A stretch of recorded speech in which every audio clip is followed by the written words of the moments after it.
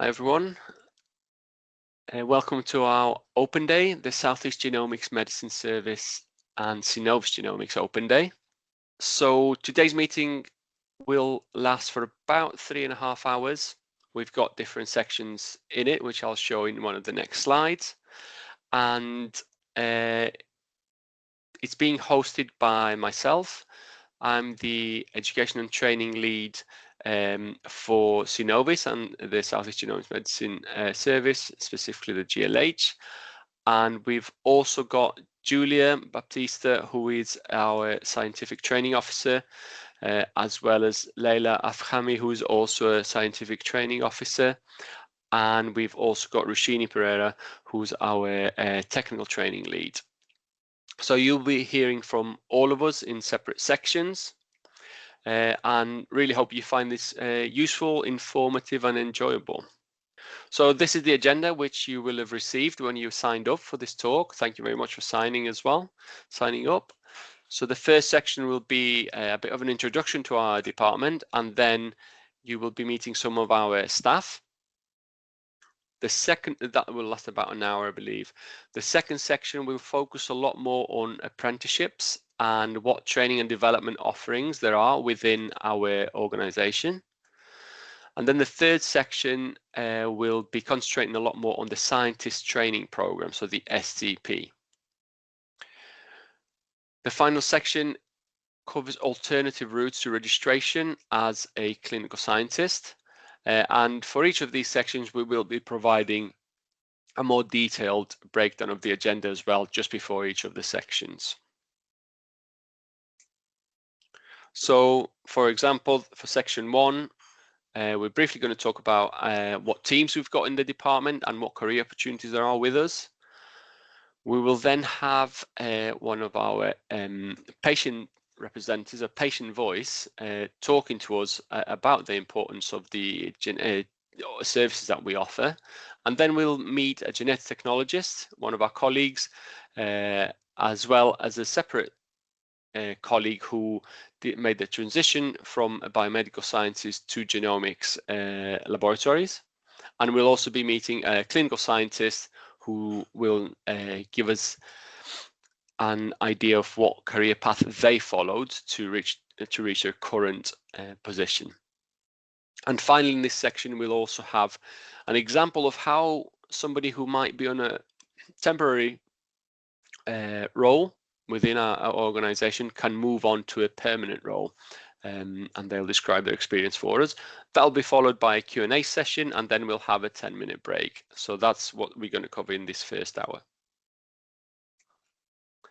So just to get started, we are the Southeast Genomics Genomic Laboratory Hub, Southeast GLH for short.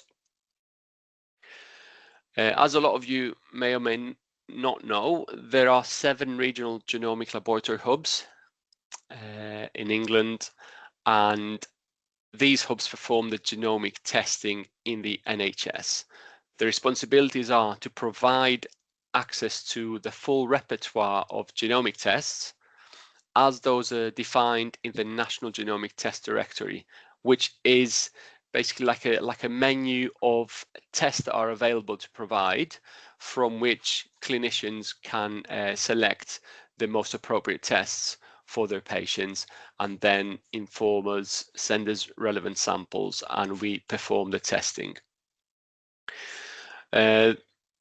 The other main responsibility is to standardize the provision of these services across the country by providing everyone equitable access, irrespective of where they may live. And as you can see, we've got the 7 regions, and I've just highlighted our region in the southeast. The term GLH may not exist in the near future because we are in a transitioning period where we transition to the terminology Southeast Genomic Medicine Service. But for now, that still stands, and it refers mostly to the service that provided within laboratories. So our GLH provides genomic testing for 29 NHS trusts across South London, Kent, Surrey and Sussex.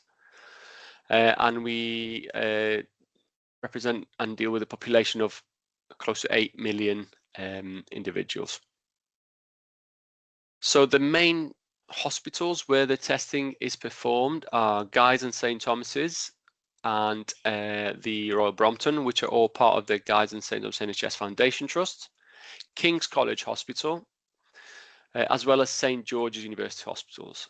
Now, Guy's and St Thomas's and King's College, the genomic services are managed by Synnovis. So Synnovis is a company that is the result of a partnership between the NHS, and specifically these two trusts, and a large diagnostic services provider called Synlab, which is an international company. And this partnership has formed Synnovis. So, but altogether, Synnovis and the 3 hospitals form the South East Genome Laboratory Hub. So I'm briefly going to run through the team structure. So, for example, concentrating on the technical team first, we can have medical laboratory assistants, which are they start off at about band 3 agenda for change, but there's a route that can run in parallel, which is the apprenticeships route, and these are the level 4 apprenticeships, and we'll hear a lot more about apprenticeships from Rashini later on in the session. The next step is to become a genetic technologist, progressing across the banding level of the agenda for change. And if you're following the apprenticeship route, you could move on to a level 6 apprenticeship at that point, which is the point where you can get a bachelor's degree out of an apprenticeship. We can move on to more senior positions, band 6 senior GT, technical lab managers, and then even more senior positions, operations and service delivery managers. When we look at the scientists as opposed to the technical staff, so the staff that are in the lab doing all the experiments, the scientific team are the ones who concentrate more on the writing relevant reports and doing data analysis, and they can start as pre-registration clinical scientists. So these are scientists who are not professionally registered yet, but they are in training, and they can be in-house staff members that we are training, and Julie is going to talk a lot more about that later on, or it can be staff who have who are on the National Scientist Training Program, and Leila is going to talk about that a lot more. Then you can become a registered clinical scientist and progress through this path as a deputy operation lead or operations lead. Quite often when staff from the technical team reach the band 5 or band 6 senior GT posts, there's sort of a decision to make whether they want to continue within the technical laboratory staff career pathway, which we are trying to enhance as much as possible by offering more versatile roles and opportunities. But it's also a point where a lot of the time people think of moving potentially into the scientist career path, and then they're most likely going to join the STP training or the in-house training programs that we have that are not part of the STP. So I'm just going to spend a couple more minutes talking about a work experience package that we offer. We do receive loads of requests about work experience, and even though we would really like to, we can't actually offer it because of the volume of requests that we get and the commitment that it is to our staff. So we've put together a work experience package which consists of 3 steps. So for anyone interested, please do follow this approach. So the step 1 is to complete an online platform program that has been put together by NHS England London, and we have contributed to this as well, and in particular Leila has contributed to this with specific examples. It takes about 5 or 6 hours to complete fully, but you get a certificate out of it in the end. It's a really useful platform to utilize. So that's the step 1. After you complete step 1, you get your certificate. Step 2 is a live online session that we run, our training team runs. So there is a link there which should be clickable. and there's also a barcode there to scan. So this is the second step, and a prerequisite is that you have completed step 1, because you will be required to attach your certificate when you're completing the above form. Once you receive your certificate, you sign up, and we will be capping it at about 30 people. And it's a live online session during which we will be going through real genomic data analysis and reporting examples. We have done this in the past 2 or 3 times already in the past couple of years. And the first session we'll be running this year is on the 5th of February. So please note that down if it is of interest to you. We will be running through some chromosome analysis examples, some DNA sequence analysis examples, and also some report examples. The third step, assuming you've completed steps 1 and 2, will be step 3, where we've got the in-person work experience day. And here we will be utilizing some virtual reality headsets that we've got with material produced by the Genomics Training Academy, which is going to be in its second phase now. And you basically get the opportunity to be in a virtual environment with these headsets, walk into a lab, pick up a pipette, do some processes in the laboratory. But we will also complement that with some real tours as well. And also we will have additional work examples within the department. And that will be on the 12th of March. So once completed all these 3 steps, you'll have the opportunity to also sign up for the Synnovis Genomics bank staff if of interest. You will be added to our Genomics talent pool, and that will result in you being able to get alerted about relevant job vacancies, which could also be a really good way to get experience, and hopefully it would also mean that you can be prioritized for some of these posts based on completion of the previous work experience package. So the last thing I want to mention is the Festival of Genomics and Biodata, which some of you may or may not be aware. It's a really good conference. It takes place in London usually over 2 days. It's free to attend for the vast majority of people. So there's a link there if you want to try and sign up. And I'm just highlighting it because we do have 2 sessions there. One is a career taster session that we will be running, which is a bit like a virtual workshop, but you will be there in person and hands-on. And we will also have a drop-in session where you can try out some of the virtual reality headsets. And this will be coordinated by myself and Layla. So at this point, I'd like to stop talking and welcome Emma Jenkins. Thank you very much, Emma, for joining us today. And Emma is one of our very important patient voices for the South East Genomic Medicine Service. And Emma, I'll let you do the rest of the talking for this session. Thank you so much, Nick, and thank you so much for inviting me to be here today. So, as Nick said, my name is Emma, and I am here today as part of my patient voice role for the South East GMS, and I'm here to share my lovely family story. So, as you can see on the screen, the man in the antlers on the top left-hand side is my lovely dad. And in 2007, he developed a cough that just simply wouldn't go away.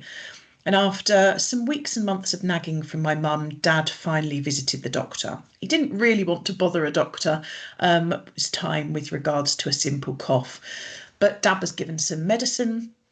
That didn't stop the cough, so after another visit to the GP and being sent away with stronger cough medicine that didn't work, Dad finally requested a blood test. And those results showed that Dad was dangerously anaemic, and further tests showed that he actually had a large tumour the size of his fist in his colon, which was causing the anaemia and therefore causing the cough. So Dad was in his mid-50s, he had no other comorbidities, so this was a massive, massive shock. After surgery and chemotherapy, Dad was told that he had Lynch syndrome. So his tumour had been tested and it showed that he had an inherited mutation in his PMS2 gene. So Lynch syndrome would have increased his risk of developing certain cancers in his lifetime, primarily colorectal cancer. So whilst recovering and coming to terms with this diagnosis, Dad was also given letters to hand out to all his family members. And these letters explained what Lynch syndrome was and also encouraged us to be tested. So I decided that I wanted to be tested. My younger, sportier marathon running brother said he didn't need one, as he was fit and healthy. Whereas my dad and I are great believers in the adage that everyone is fit and healthy until they are not, and that it was far better for us to be more aware of changes in our body, but also to have regular surveillance. So I went to Guy's back in what I thought was 2008, but that must be a false memory because it was 2010, for my genetic predisposition counselling session, and that was fascinating. I was then given 2 weeks to decide whether I wanted the blood that had just been taken to be sent off for testing. And this time was really given for me to think about everything the counsellor had told me, particularly around starting a family, as I was 31, 32 at the time, but also to ensure that I had life and health insurance in place. But I knew my mind was made up. I wanted the test carried out regardless. So a few weeks after that follow-up call with my genetics counsellor, I received the letter from the NHS, and it was there in very stark black and white. I too had Lynch syndrome. And the letter then itemised all the cancers that I was more at risk of developing than someone walking down the street, with that percentage increase noted. And that was an incredibly tough read in black and white. I remember I had my parents sitting either side of me, my dad to my right, and it was only the second time in my whole life that I'd ever seen my dad cry, because he felt guilty, and he had absolutely no need to feel guilty for a genetic condition. But back then there wasn't really much information around Lynch syndrome, so Dad and I kind of muddled our way through things and just simply attended all the colonoscopy appointments, what joy, that we were sent. And all was going okay, until sadly my dad became unwell again 3 years ago, 2023, and was discovered to be again severely anemic. So the anxiety in our family was off the chart. Dad was sent for various tests, but nothing was picked up until August 2024, when a tumour was found in his small intestine, which had been missed in the year testing before. So after a course of immunotherapy in late 2024 that did really well, it shrunk the cancer, but the mass itself was swelling. We then, at the request of the chemo team, had numerous 17+ hour visits to A&E. It was decided that surgery was the only option. And seeing my dad so ill last year impacted our family, obviously, and my dad massively. But after 9-hour surgery with 2 incredible surgeons in February 2025, touch wood, he's doing really, really well, and I am so proud of him. But seeing our dad like that was also the kick that my brother needed. So in autumn last year, my brother finally had his test at Guy's, and he too has Lynch. My brother isn't an oversharer like me, so it's really hard to know how he feels about it all, but I'm just relieved that he's aware and that he will have regular surveillance, especially as he's living with irritable bowel syndrome. But ironically, back in the 1970s, my dad's mum died in her mid-50s. She died of a heart attack, but she died with bowel cancer. And I only found out recently, in the last few months, that my dad went to his GP in his 30s to ask if there was a test that was available to see if he had a genetic predisposition to bowel cancer. And the GP told my dad that he was worrying unnecessarily and basically sent him away with a flea in his ear. And that makes me desperately sad to think that my dad's life might have looked completely different should he have been able to have that test.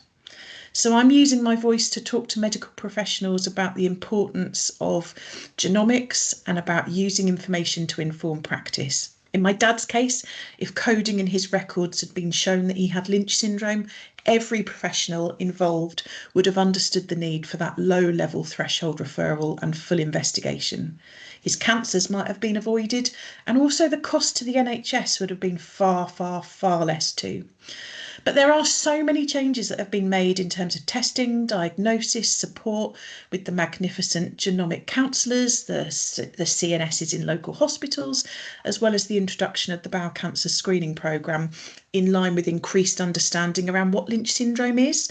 It means that care, including emotional support, psychological support, as well as medical care, has improved vastly. But there is still a way to go. And you all here today are an integral part of that change. So thank you all for what you do, what you're hoping to do with the GMS to support people like me and my lovely family. The difference you make or are going to make in your career is immeasurable. So thank you. Emma, thank you very, very much for that, and for sharing your very personal experiences with all of us. I hope this highlights to everyone the importance of these kind of services and the genomic testing, and that is why it's so important to include talks like yours in these sessions. And just in 5 minutes, you can have a major impact on other people's lives, I feel, just by highlighting some of these aspects from your own life. So thank you very much for sharing. Thank you. Right, we will move on to the next speaker now. Emma will be sticking around for a while, so we will have a Q&A session at the end of this session as well. So we'll move on to Laura. Laura, don't know if you're on the call, if you want to put your camera on. Hello. Hi, Laura. Yeah, I can hear you. Yeah, got me. Lovely. Yeah. So, would you like me to move your slides, or would you like to take control? And you can move them for me if you like. okay. Thanks.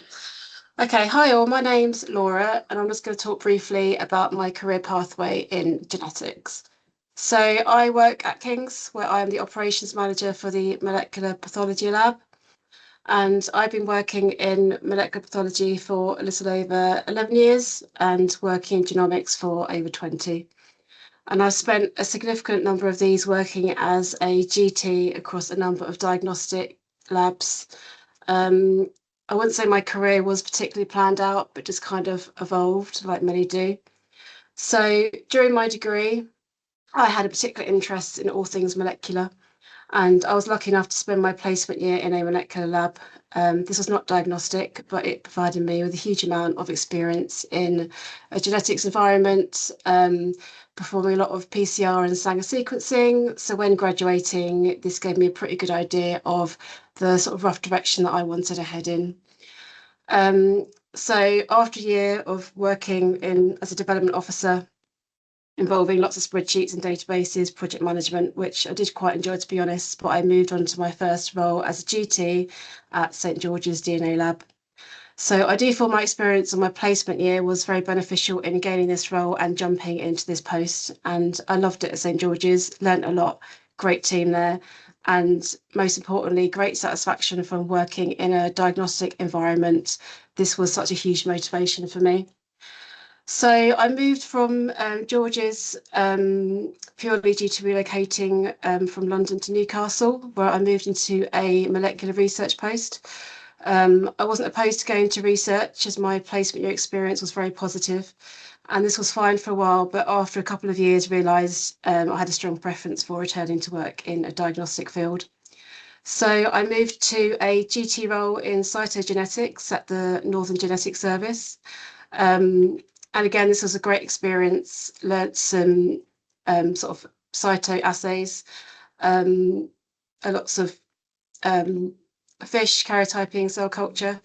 However, after 18 months, I was relocating down to London, so used this as an opportunity to move back into a molecular lab, which was my preference. At this point, I started as a GT at Guy's, which is now the Monogenics lab. And I can honestly say this was had a great time here, built on all my molecular skills, more automation, analysis, building up my sort of assay repertoire. And I can say that in this time, the GT world had sort of moved on in a more positive direction. By that, I mean, from my time in my first role at George's, GTs at the time, it was very much setting up the assay, very little involvement in sort of analysis, interpretation and reporting, which now is definitely a part of the GT role, which is great. So at this point, after 3 years at Guy's, I had been building my experience and moved to a band 6 position at the ICR. Now, 2 key reasons for this was to gain some NGS experience, which at that time wasn't in service at Guy's, and this was also a research lab transitioning into a diagnostic lab. So this gave me huge exposure into what was involved in gaining accreditation. So rather than working in an established lab, which has all the quality processes set up already, this gained this sort of real exposure into knowledge and understanding of how we set this up from scratch. In addition, I sort of got a lot of robotics exposure and skill development here, with working on different developments. So 18 months, 2 years later, the lab had achieved accreditation and was being absorbed into the diagnostic lab at the Royal Marsden. This prompted me to move, where I joined the molecular pathology lab at King's, where I am now, as a band 6 GT. So continued, sorry, Nick, can you just move on one more slide? And just the next one, just the next, yep. So building on my skills, more NGS, MLPA, Sanger, automation, streamlining, a lot of quality, and then eventually moved on to technical manager and operations manager. So, sorry, a couple more clicks just to get them through. Yep, so I can see I'm running out of time here, but so you can see the sort of skill sets built up over time, and there is a lot of overlap as you do progress through. But one key thing to say, so tips from my experience, thank you. From day one to now, your quality management and problem solving skills are so important to develop and continue to develop. It's one thing learning assays when everything works well. Inevitably, things go wrong for many different reasons. So get stuck in and be curious, get involved in troubleshooting, problem solving. It's going to help you along the way. QMS skills are such a huge part of the job. So any exposure to SOP writing, document updates, audits, verifications, validations, raising CAPAs, you know, getting involved in actions to prevent things happening again, streamlining, and importantly sharing your ideas and improvements. So everyone at every level has valuable ideas of how we can continually improve, so please do so. And I'm sure that's my time over, so that's me, and thank you very much. Thank you very much, Laura. If you're happy to stick around for the Q&A session, that would be great. We will move on to the next speaker in the interest of time. So, Mai, are you online? Yeah, if you would like to put your camera on.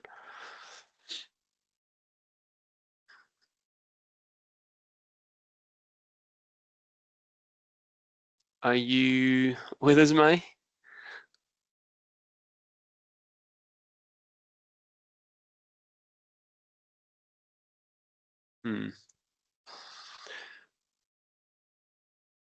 I maybe Mai's having technical difficulties. We'll move on to our next speaker until Mai joins us. Cheryl, are you by any chance ready to take on I am. your Yes, session? I'm here. Yeah, perfect. Thank you. No worries at all. So, thank you very much okay. for having me. Thank you for joining. Yeah.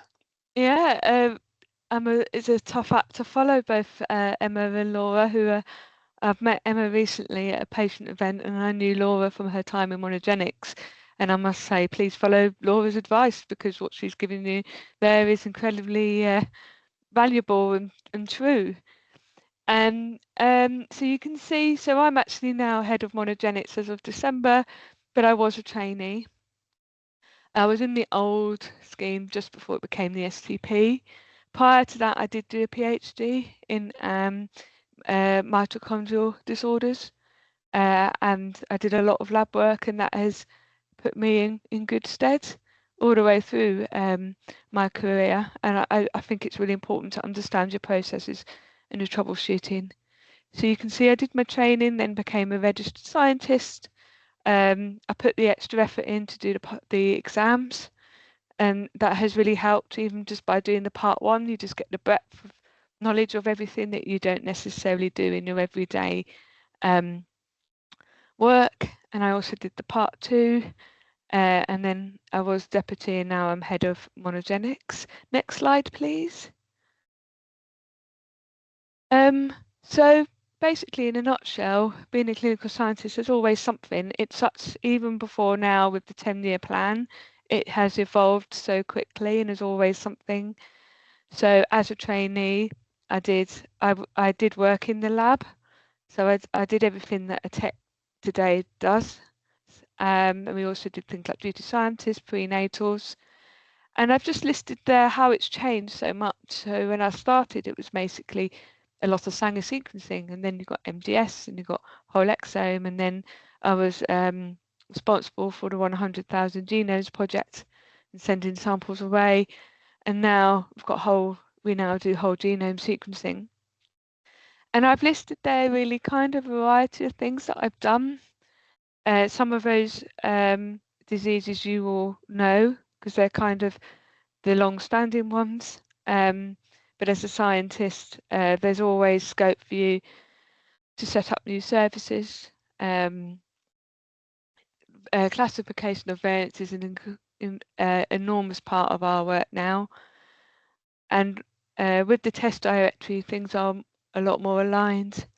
But it's just to show you that before that, I did immunodeficiencies, I did skeletal dysplasias. I also worked on poly-risk scores on F8 as my part 2 project before it became in service. And as Laura said, really just get stuck in. I've always been interested in training other people and developing other people.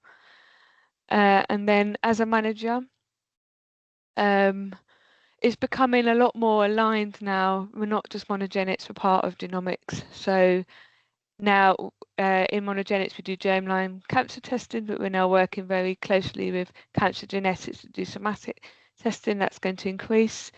Things like array team, we're working very closely with them now for WGS. And now with spinal muscular atrophy, which is very close to my heart with the work that I've done that and be able to validate a new assay for a quicker diagnosis. We're now working together with newborn screening nationally to try and get that underway, and that is something extremely unexpected. And a part of, as well as being part of Synnovis, as you do get access to different courses, and the management development program has been really instrumental to me. And then so now as a manager, you can see all the things I've got into. So patient visits, lab visits, meeting patients, being more involved in UCAS, and started to do training team days away with different teams for training. Quality is an important thing, and validation, multidiscipline team meetings, and then other things that I also do that also helps the role is I'm now an examiner for the Royal College and for the HCDS, and also I'm an assessor for EQA for cystic fibrosis. So as you can see, it's what you make of it. There's lots of different things, and this is just my experience, my snapshot. My pathway has been very linear, as you can see, and it's not for everyone. And we have lots of clinical scientists who have been there years and are very happy being a clinical scientist. They don't want to manage to the level that I'm managing now.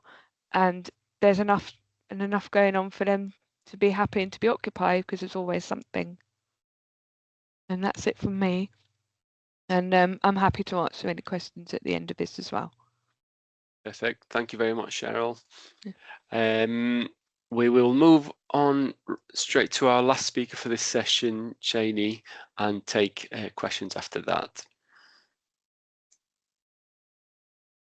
Hi, Shani. Hi, Nick. Obviously, good afternoon, everyone. I'm just going to be discussing my kind of experience, obviously starting off as a member of bank staff and then my transition into a permanent member of staff. Obviously, compared to Laura and Cheryl, who have already spoke, you can imagine this is a bit more of my experience as what I hope to be just the early stages of my career in genomics. So I actually just started my contract as bank staff last year, September.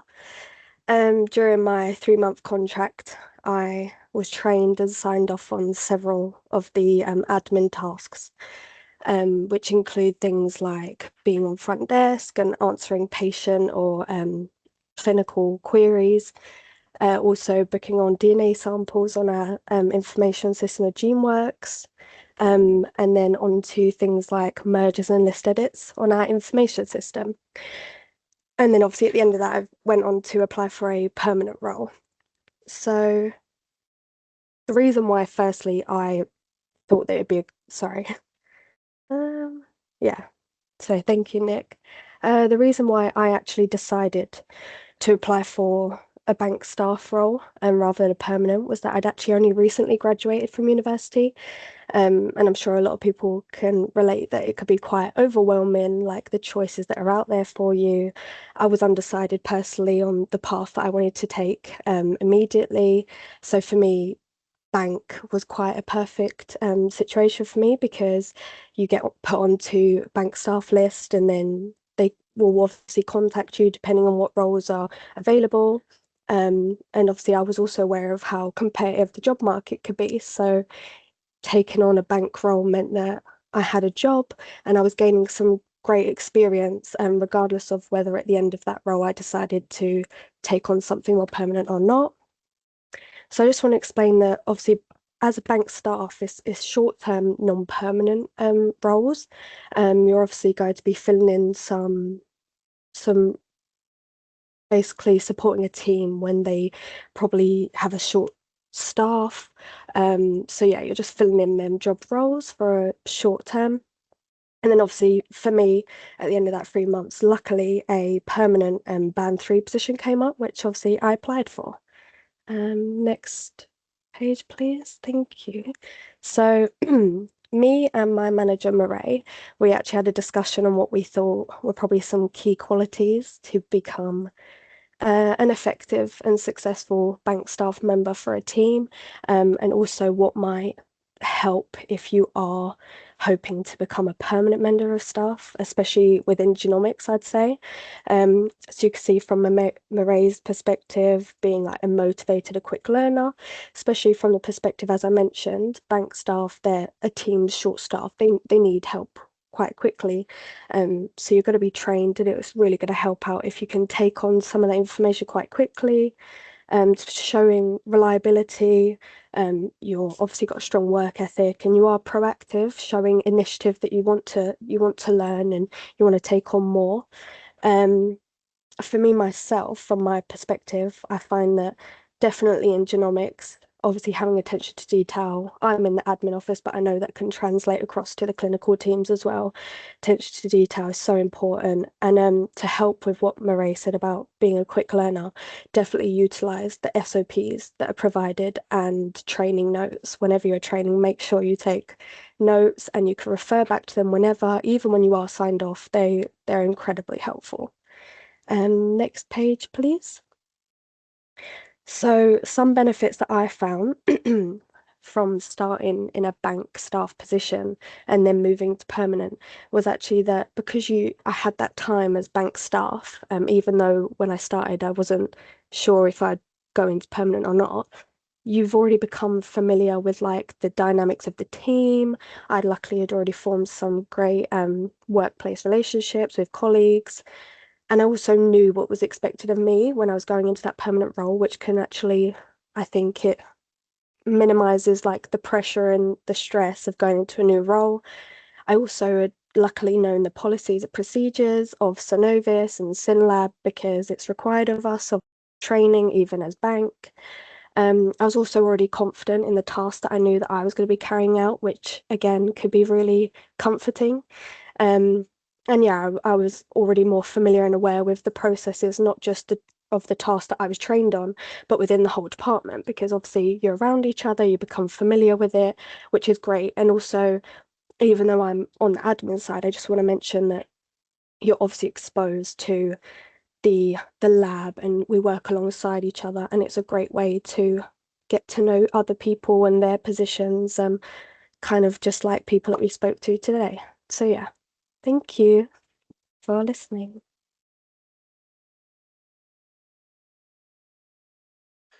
Thank you very much, Shani. Right, in the interest of time, we'll go to Q&A. So just going to check what questions we've got in the Q&A section. Right, so we've got a couple of questions, I think. So we've got one from Timothy. So this refers to the HST program. I mean, so this is, we won't cover the HST necessarily in here in this session, but I can tell you that we do have several HST trainees in our GLH. We've got about 12, I think, in total. So at least in our region, it is popular. It's a very demanding 5-year program. It includes the RC path exams, but obviously it's not for everyone. It's a big commitment, and there is the option of doing the RC path exams completely separate to the HST. So there is a lot of overlap in that respect, but it's a personal choice whether you want to do the HST for 5 years and commit to it, or do the exams separately at your own time. So I hope that answers to an extent, but as I said, we do have quite a few HST trainees across different disciplines. Does the STP clinical scientist role actually involve lab work at all? Question from Amy. Is it clinical genomics as a specialty mostly focused on NGS panels? So I can try and offer an answer. So the truth is that, yeah, the vast majority of the laboratory-based work is done by genetic technologists, so our laboratory teams. Clinical scientists don't really get to do much hands-on lab work. The closest I think they get involved is with troubleshooting a lot of the time, but most of the role focuses on data analysis and interpretation and reporting. I mean, NGS is NGS panels are a very large proportion of the work that we do on whole genome sequencing, but there are still several other technologies that are being utilized as well.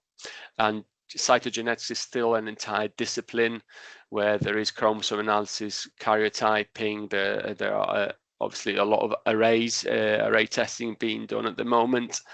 So no, it's not just NGS data, and these technologies keep changing as well all the time. You know, there are all sorts of other tests that are coming into play, long read sequencing, and NGS is just one of the technologies in there. And one more, yeah, I think it's a duplicate question there. Don't know if anyone else can see any other questions, Layla, Julia.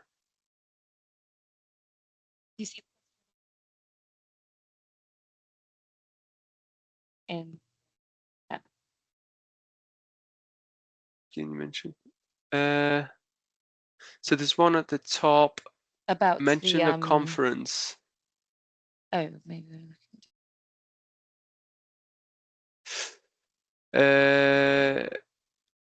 So Just it about doesn't the, allow year 1 students. I'm not sure what year 1 means. I know it's open. It's open to even people from school. There's a certain amount of places they offer if that refers to the Festival of Genomics. I'm not sure what year 1 student refers to, whether that's university or not. But yeah, it's completely separate organization to us, but it's just a conference that is really good. It's a really nice introductory conference to genomics as well. So please do contact them if there are specific queries you've got with regards to that conference. So we'll move on to our second section, which is on apprenticeships, training and development offerings within our organisation.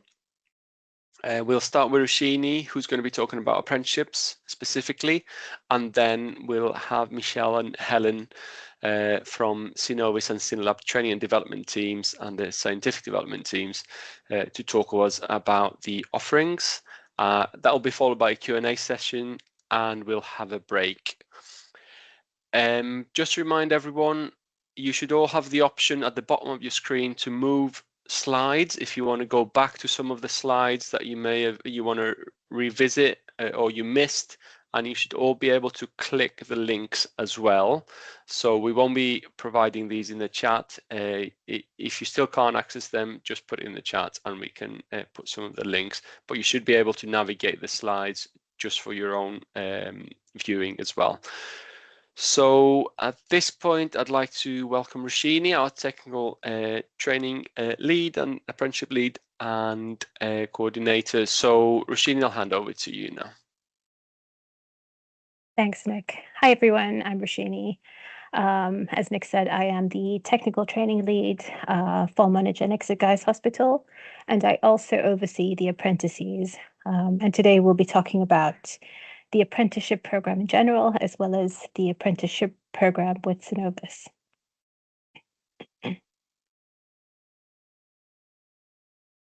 So what is an apprenticeship? It basically is a powerful way to launch a career into laboratory and healthcare sciences.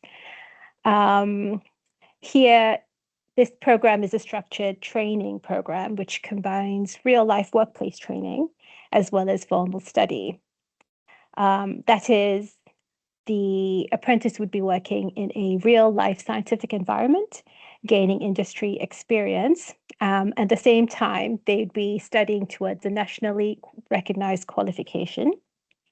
It is a real job with set working hours, a contract, and a salary.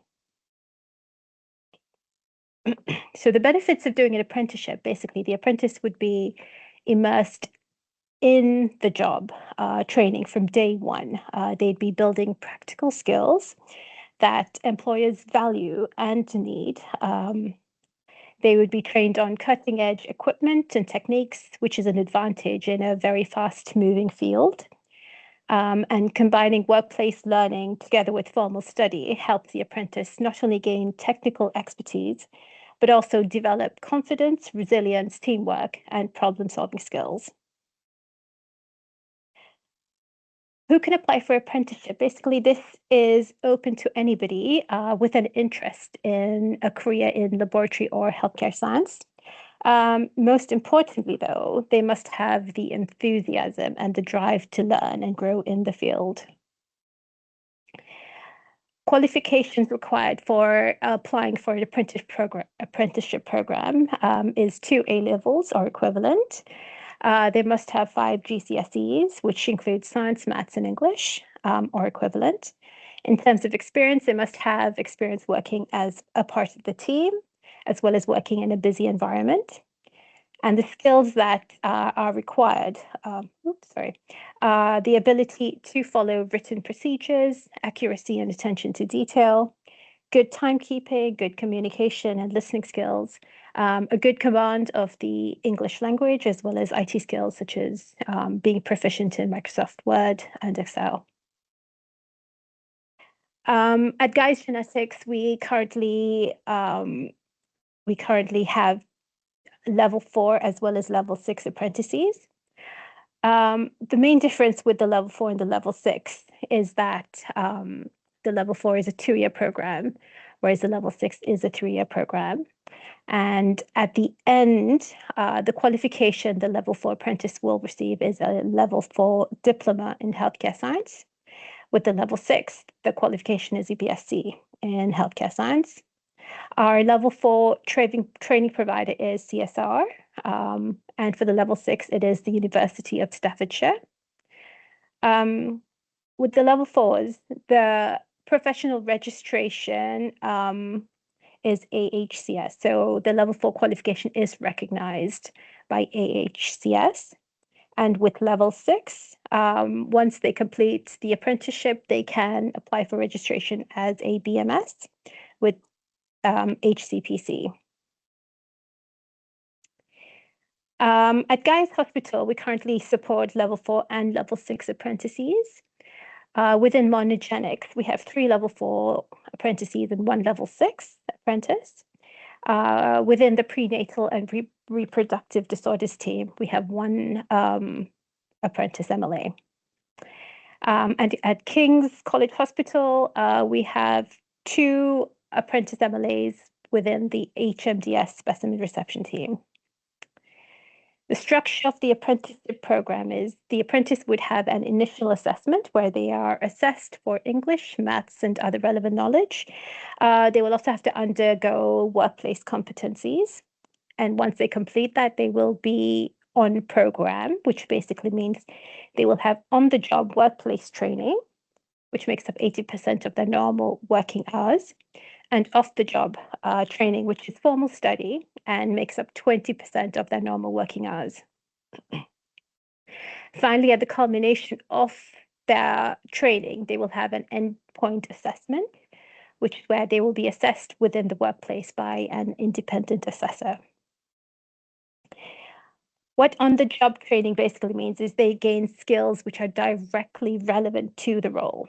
So as I said, this makes up 80% of their working hours, will be based on site, and they receive training in a real work environment. They learn and gain skills and knowledge from experienced staff within the field. And this is by shadowing, they learn by doing, and they work alongside senior staff. The training is supervised. Apprentices are fully integrated into the workplace. They have to learn and adhere to company policies.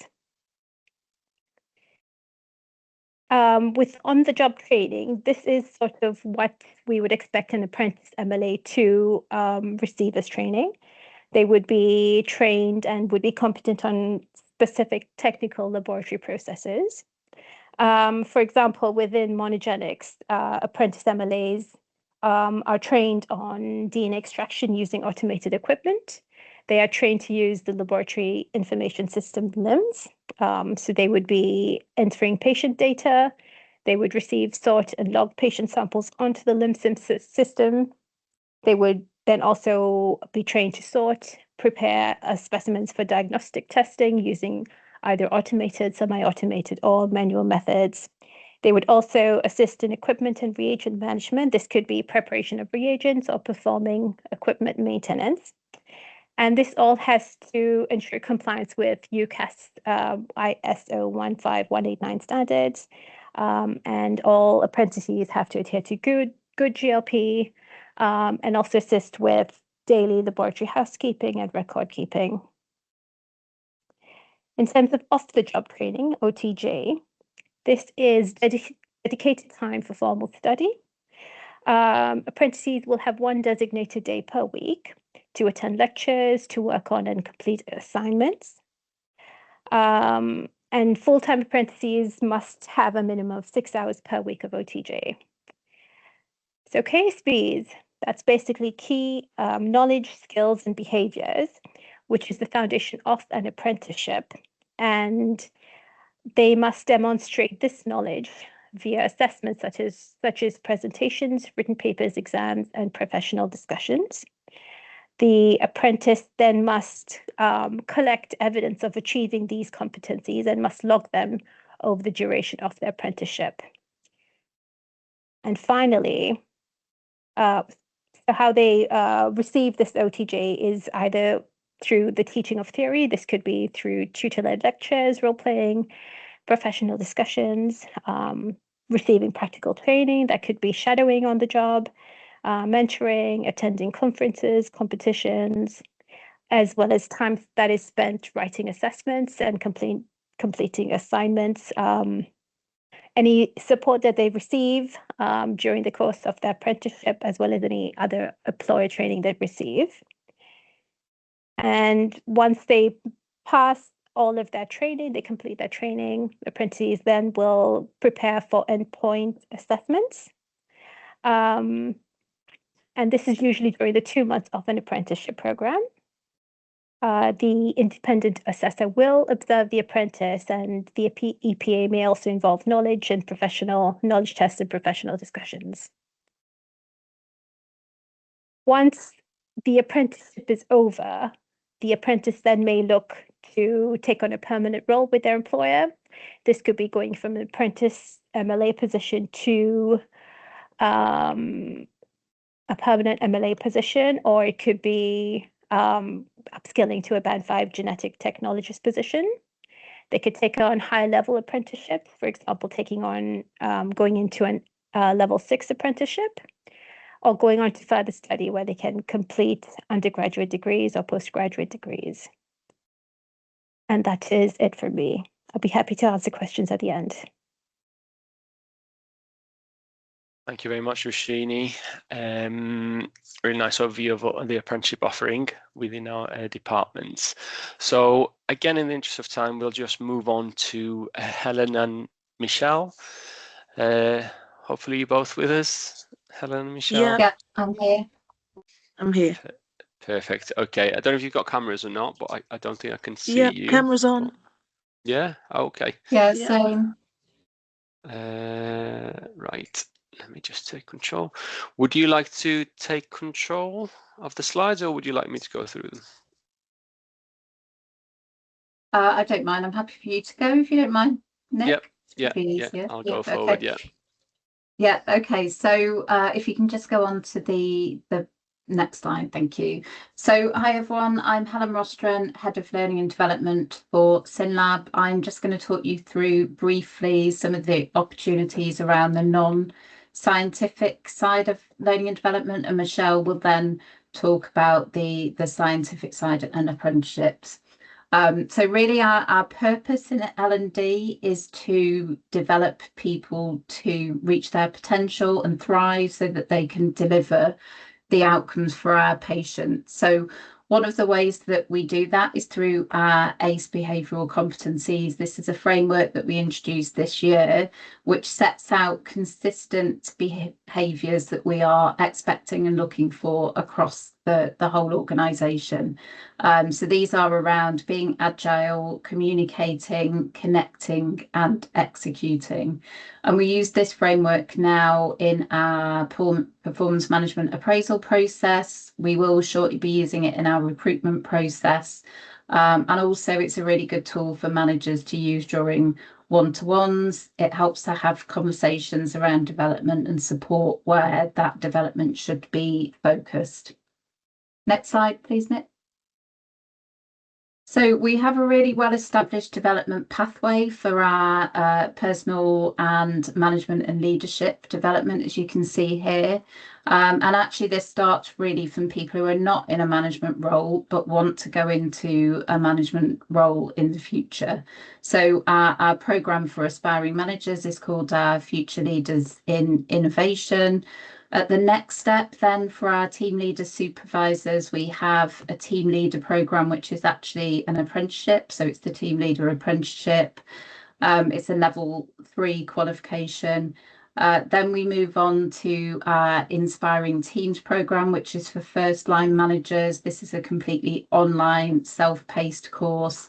And then probably our biggest programme is for the middle management or departmental manager level, which is our management development programme. So that's a 16-month programme formed of a combination of e-learning, workshops, reflection classrooms and an assignment. And then we have our Delivering Excellence in Leadership programme for senior managers, which is 12 months in duration. So as you can see there, really it steps up from one level to the next. We go out for applications for these programmes once a year, and then we put people onto those programmes. And generally, it's a pathway, so they would have to attend things like the management development programme before they go onto the leadership programme. But it depends where somebody is in terms of their level and previous experience. As well as that, we have a series of ACE skills workshops. So these align to the ACE framework that I mentioned earlier, and these are much shorter courses. So they're either half a day or a day in duration, and they cover a range of subjects around personal development and, again, management and leadership development. So you can see a list of them there, things like emotional intelligence, time management, managing conflict. So really a range of courses to meet different development needs. As well as that, in line with the ACE framework I mentioned, we are offering this year a 2-day workshop for all of our managers and leaders, which is about understanding those ACE behaviours further. And then I've just included a couple of other things in here. So we do quite a lot around diversity, equity and inclusion. We have a strategy around it. And to support that and the education about it, we've got a number of different workshops. So coming up, we regularly actually hold mental health champions workshops. We've got a workshop coming up around autism and neurodiversity. And last year we did courses around the menopause for line managers and menopause for individuals. We also are just about to relaunch our mentoring platform, which gives people the opportunity to be mentored by anybody across the whole organisation. So we're just in the process for looking for mentors for that platform at the moment. Next slide, please. And then finally, we have our learning management system, which is on Compass. So Compass, the HR system as well. But on here, we have another way of really people developing and finding the development that they need. So that might be through additional e-learning courses. We have all of our compliance e-learning on there, but also there's lots of personal development opportunities on there. So there's different courses around things like, again, the diversity and inclusion piece. We've got things around well-being, lots of management and leadership courses, and that's also the place where people would book some of the workshops that are available. So I think that's it for me, a really quick overview, and then I will hand over to Michelle. Thank you, Helen. Good afternoon, everybody. My name is Michelle Plange. I'm Head of Apprenticeships and Scientific Development across SynLab UK and I. Really great to see you all this afternoon. I hope you're having a great journey of learning and discovery so far. Just to give you, again, a bit of oversight in terms of the wider offering. So Rashini has given you a really good overview of the apprenticeships that we support within Genomics, which is excellent, and we continue to grow and develop in that area. In terms of other grow our own initiatives that we have available within the business, we also are keen supporters, whether you're deciding to go down the biomedical scientist route, whether you're going down the clinical scientist route, whether you're looking for ongoing development as a scientist, or you're looking at an apprenticeship route. We have all of these things that we support within the organisation. So for our biomedical scientists, supporting through the registration portfolio and the specialist portfolio pathways, and within genomics, it's an area that we're looking at potential development within the genomics space, and biomedical scientists specialisms moving into those areas. So we continue to watch this space as the IBMS has just launched their specialist portfolio equivalent within genomics. We continue to support through that. For our clinical scientists, we've been early adopters and we're very keen supporters of the STP programme and the HSST programme. I know you're going to learn a lot about the STP programme as you're going through the day and finding out that information. We also have something that we call the Scientific Learning and Development Funds. It's something that we implemented within Synnovis, will be 13 years ago now, and it's really about giving our teams the opportunity to take control of their own personal development.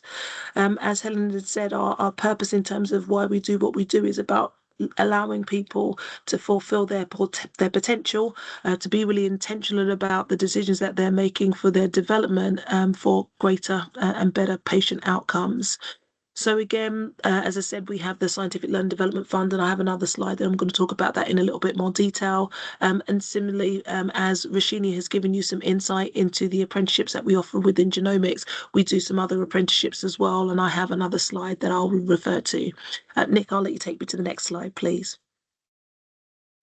So we have something that we call Synnovis Academy, whereby we support apprentices with the recruiting them into the roles, whereby we take apprentices roles in apprentice MLA roles. They come in and they do the apprenticeship, as Rashini has discussed, the level 4 apprenticeship. Or we also have apprentice learners, so those who are already working for us and who are upskilling within the workforce.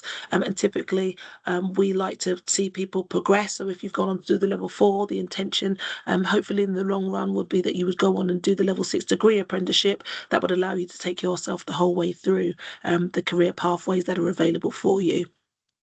Next slide, please, Nick. And this is just a real overview within all of the different areas of the apprenticeships that we have available. So Helen just made reference to the level 3 team leader apprenticeship over in our management space. Also within the learning and development space, we have people who are doing the learning mentor apprenticeship. On our scientific side, again, Rashini's made mention of the level 4 scientific science associate. We also have the level 6 biomedical science degree apprenticeship. And then we also have some support ones that are in the background as well, whether that be in informatics, AI, IT. So there are a range of different apprenticeships that we support across the organisation. Next slide, please, Nick. Just really sharing with you, celebrating recent achievers. So as Rashini has mentioned, we work really closely with Staffordshire University as one of our core apprenticeship partners, delivering the level 6 healthcare science and level 6 biomedical science apprenticeship with us.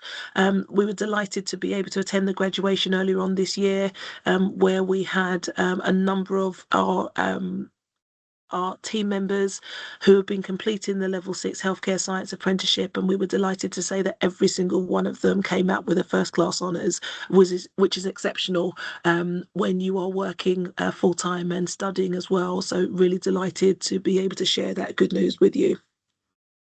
Next slide, please, Nick. And as I've mentioned, we have something called the Scientific Learning Development Fund. Again, genesis behind it is around equality of opportunity, but also to make sure people are taking control of their own personal development. One of our focuses here is to make sure that people are being intentional in terms of their decision making, understanding what are the next step for them to be able to take with their development.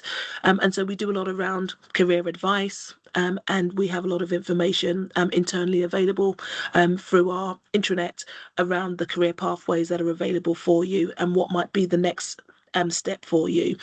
And so in order to be able to back that up, as I said, we implemented the Scientific Learning Development Fund.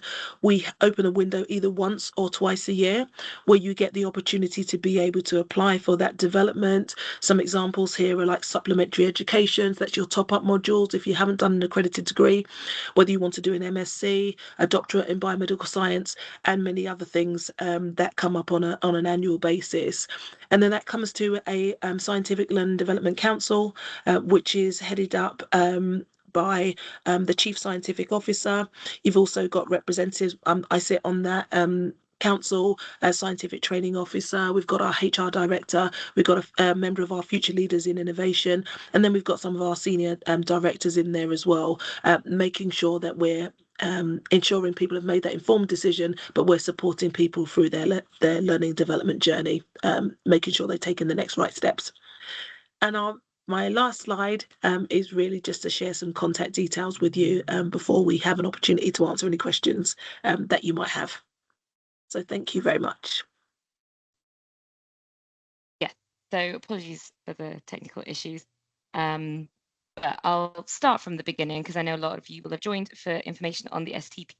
And again, just apologies to those that have just heard me say this, but in the interest of everyone who wasn't able to hear, applications are now open for 2026. They are open last week, and yeah, those of of you that will be applying will know about the format of the STP, but those that don't, it is a 3-year program, integrated masters and work-based learning that will equip you with all the knowledge and skills to be able to apply to work as a HCPC registered clinical scientist. It's available in many specialisms throughout life sciences, physiological sciences, physical sciences and informatics, but we'll be focusing on the 3 specialisms that we cover in our department. So those are genomics, cancer genomics and bioinformatics. There's also genomic counselling, however, that's run by a department adjacent to us. It's not strictly in our department, so we won't be covering that today. But if you have any questions about the other 3, I'd be happy to answer them.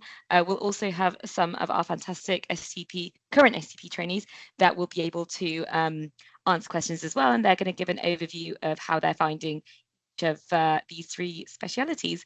And as I said, it's provided through a combination of work-based learning as well as academic, so you get a fully funded master's that you study for part-time as well in your chosen speciality. The format of the STP, I just put this table together to kind of give an overview, because people often wonder what's the difference between genomics and cancer genomics, and the answer is there's actually quite a lot. It's not just in the title, but in the first year they have 2 rotations in common, so bioinformatics and cancer genomics. But then cancer genomics trainees also do introduction to hematology and histopathology, while genomics and bioinformatics both do genomic counselling and genomics. So genomics and bioinformatics trainees all have the exact same first year. They do the same rotations, whereas cancer genomics has about half in common with the other 2, and then half of it they do independently. So you have more of a focus on the heme and histo side of things, which would be very relevant further in your training. And then going on to second year, that's when all the specialities diverge. So in genomics, you'll focus on prenatal and pediatrics. That's any conditions that affect before birth and during childhood. Bioinformatics do diagnostic sequencing and software. Cancer genomics, you'll see I've got second and third year kind of sort of together. You do have the same number of rotations, but you have 2 very large rotations. So solid cancers, for example, is split into solid cancers 1 and solid cancers 2, and hematological cancers are split into hematological cancers 1 and 2. So then second and third year covering each of those halves. And then in genomics, you do cancer genomics in your third year, as well as adult genomics. And in bioinformatics, you do applied stats, data science and quality, as well as service delivery and development. So quite different training programs, but all ultimately contribute towards service work in the same field, which is genomics. And why would you choose Synnovis for us, for the STP?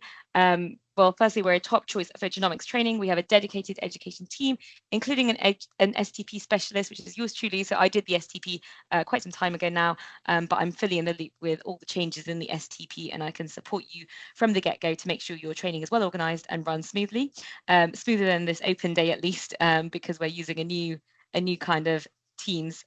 So yeah, that's why it's been a bit bumpy. We offer flexible working with hybrid options. So typically our trainees come in 2 days a week. They come in 3 days a week and they work 2 days from home.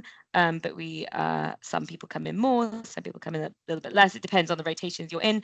But I think, and I'm sure our trainees would agree, we are a very flexible team and very understanding of different circumstances. We have a very large and supportive trainee cohort. So between 7 to 10 per year on average we take on, where we offer strong peer support and social opportunities.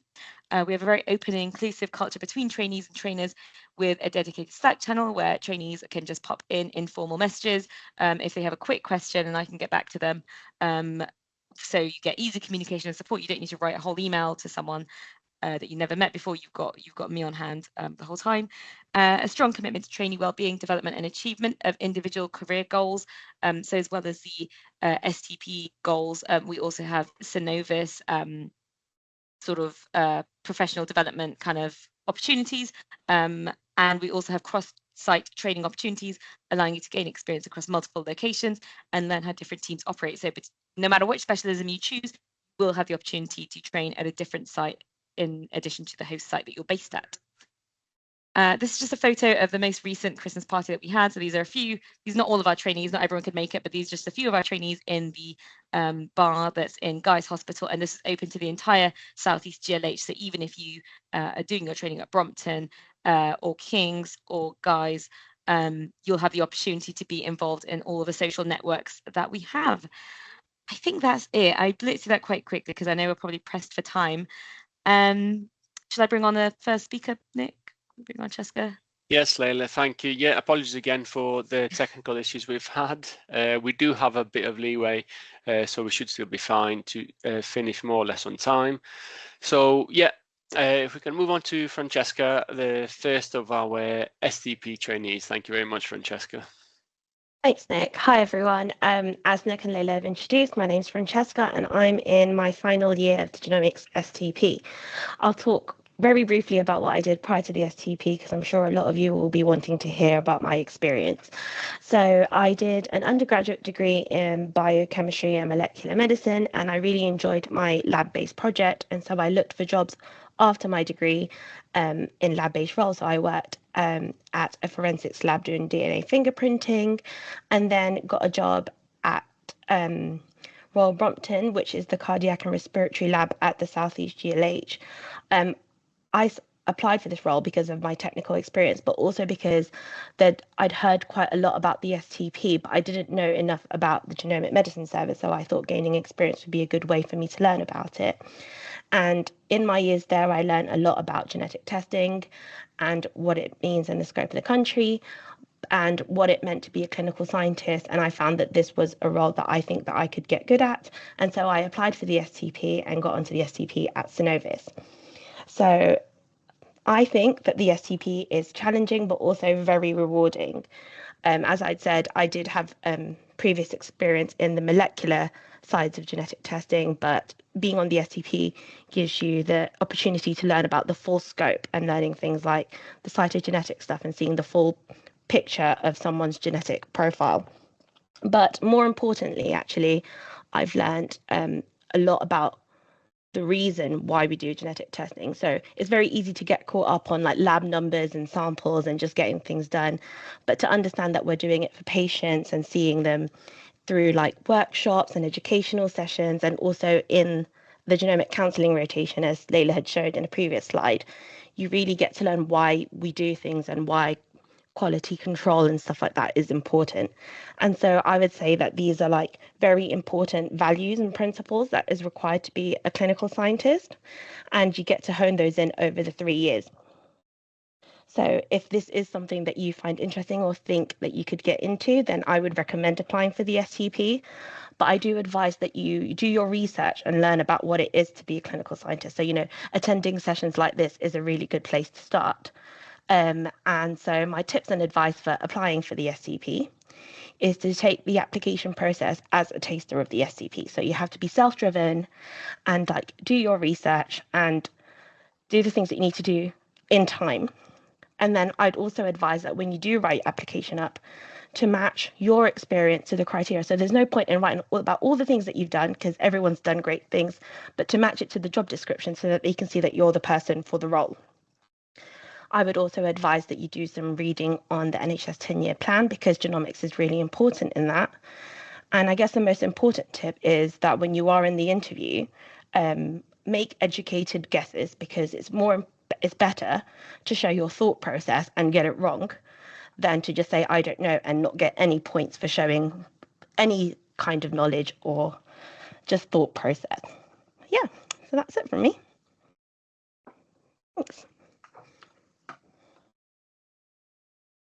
Thank you very much. Oh gosh, have you gone over as well? There we go. I'll let you introduce Nick, sorry.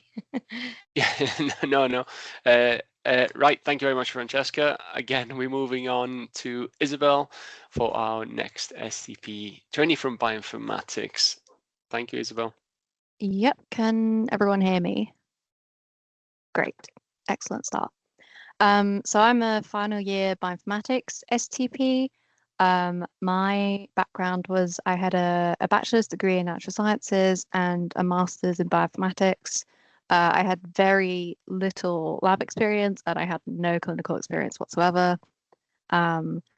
And I did have some coding experience with R, Python, and Bash, but also not that much.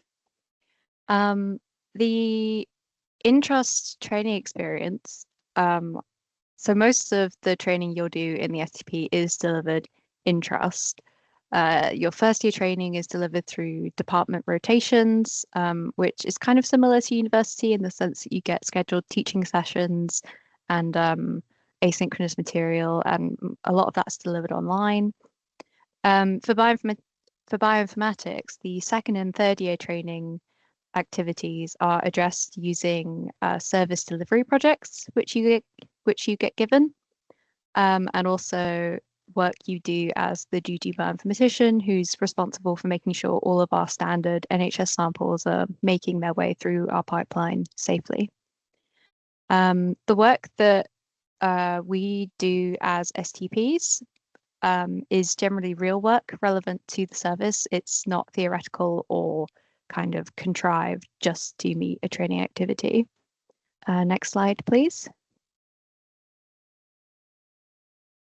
So the university teaching experience is significant, but it makes up the minority of your time overall. In the first year, there are 4 modules. I spent about 5 weeks in Manchester, and that was weighted towards the beginning of the year. And the assessments you were doing included multiple choice questions and written assignments. In second year, we had 2 modules, which were 2 separate weeks in Manchester, and the assessments then included a software development project, which we did in teams, and a write-up of a pipeline that we created. And third year, again, we had 2 modules and 2 separate weeks in Manchester. And that time, the assessments included a write-up of a statistical analysis and a service delivery plan. Other than the weeks you spend in Manchester in person, there were also lots of other teaching hours available outside of these weeks. These were generally optional, so you could kind of drop in and out depending on if you wanted extra guidance on a particular topic. And the bioinformatics team at Synnovis is pretty flexible about when you take your study days. The STP allocates you 1 study day a week, which is protected study time, but our team is okay with you not taking it for a bit and then taking it all in one chunk when there's a particular assignment due. Next slide, please. So a big part of the university degree is going to be your final year project or your master's dissertation. And this work is supervised by the university, but you do it during work time since the project is usually service related. To give you a kind of idea of what that might look like, I worked on the SKIP project, which was about developing a non-invasive prenatal diagnosis pipeline for sickle cell anemia. And this project in the future might be introduced into service, which would improve genetic testing uptake and provide more families with the ability to make informed decisions regarding their pregnancies. And I was really glad to work on something that did actually feel relevant and important to patients, and it made it feel important, and I felt very connected to it. Next slide, please.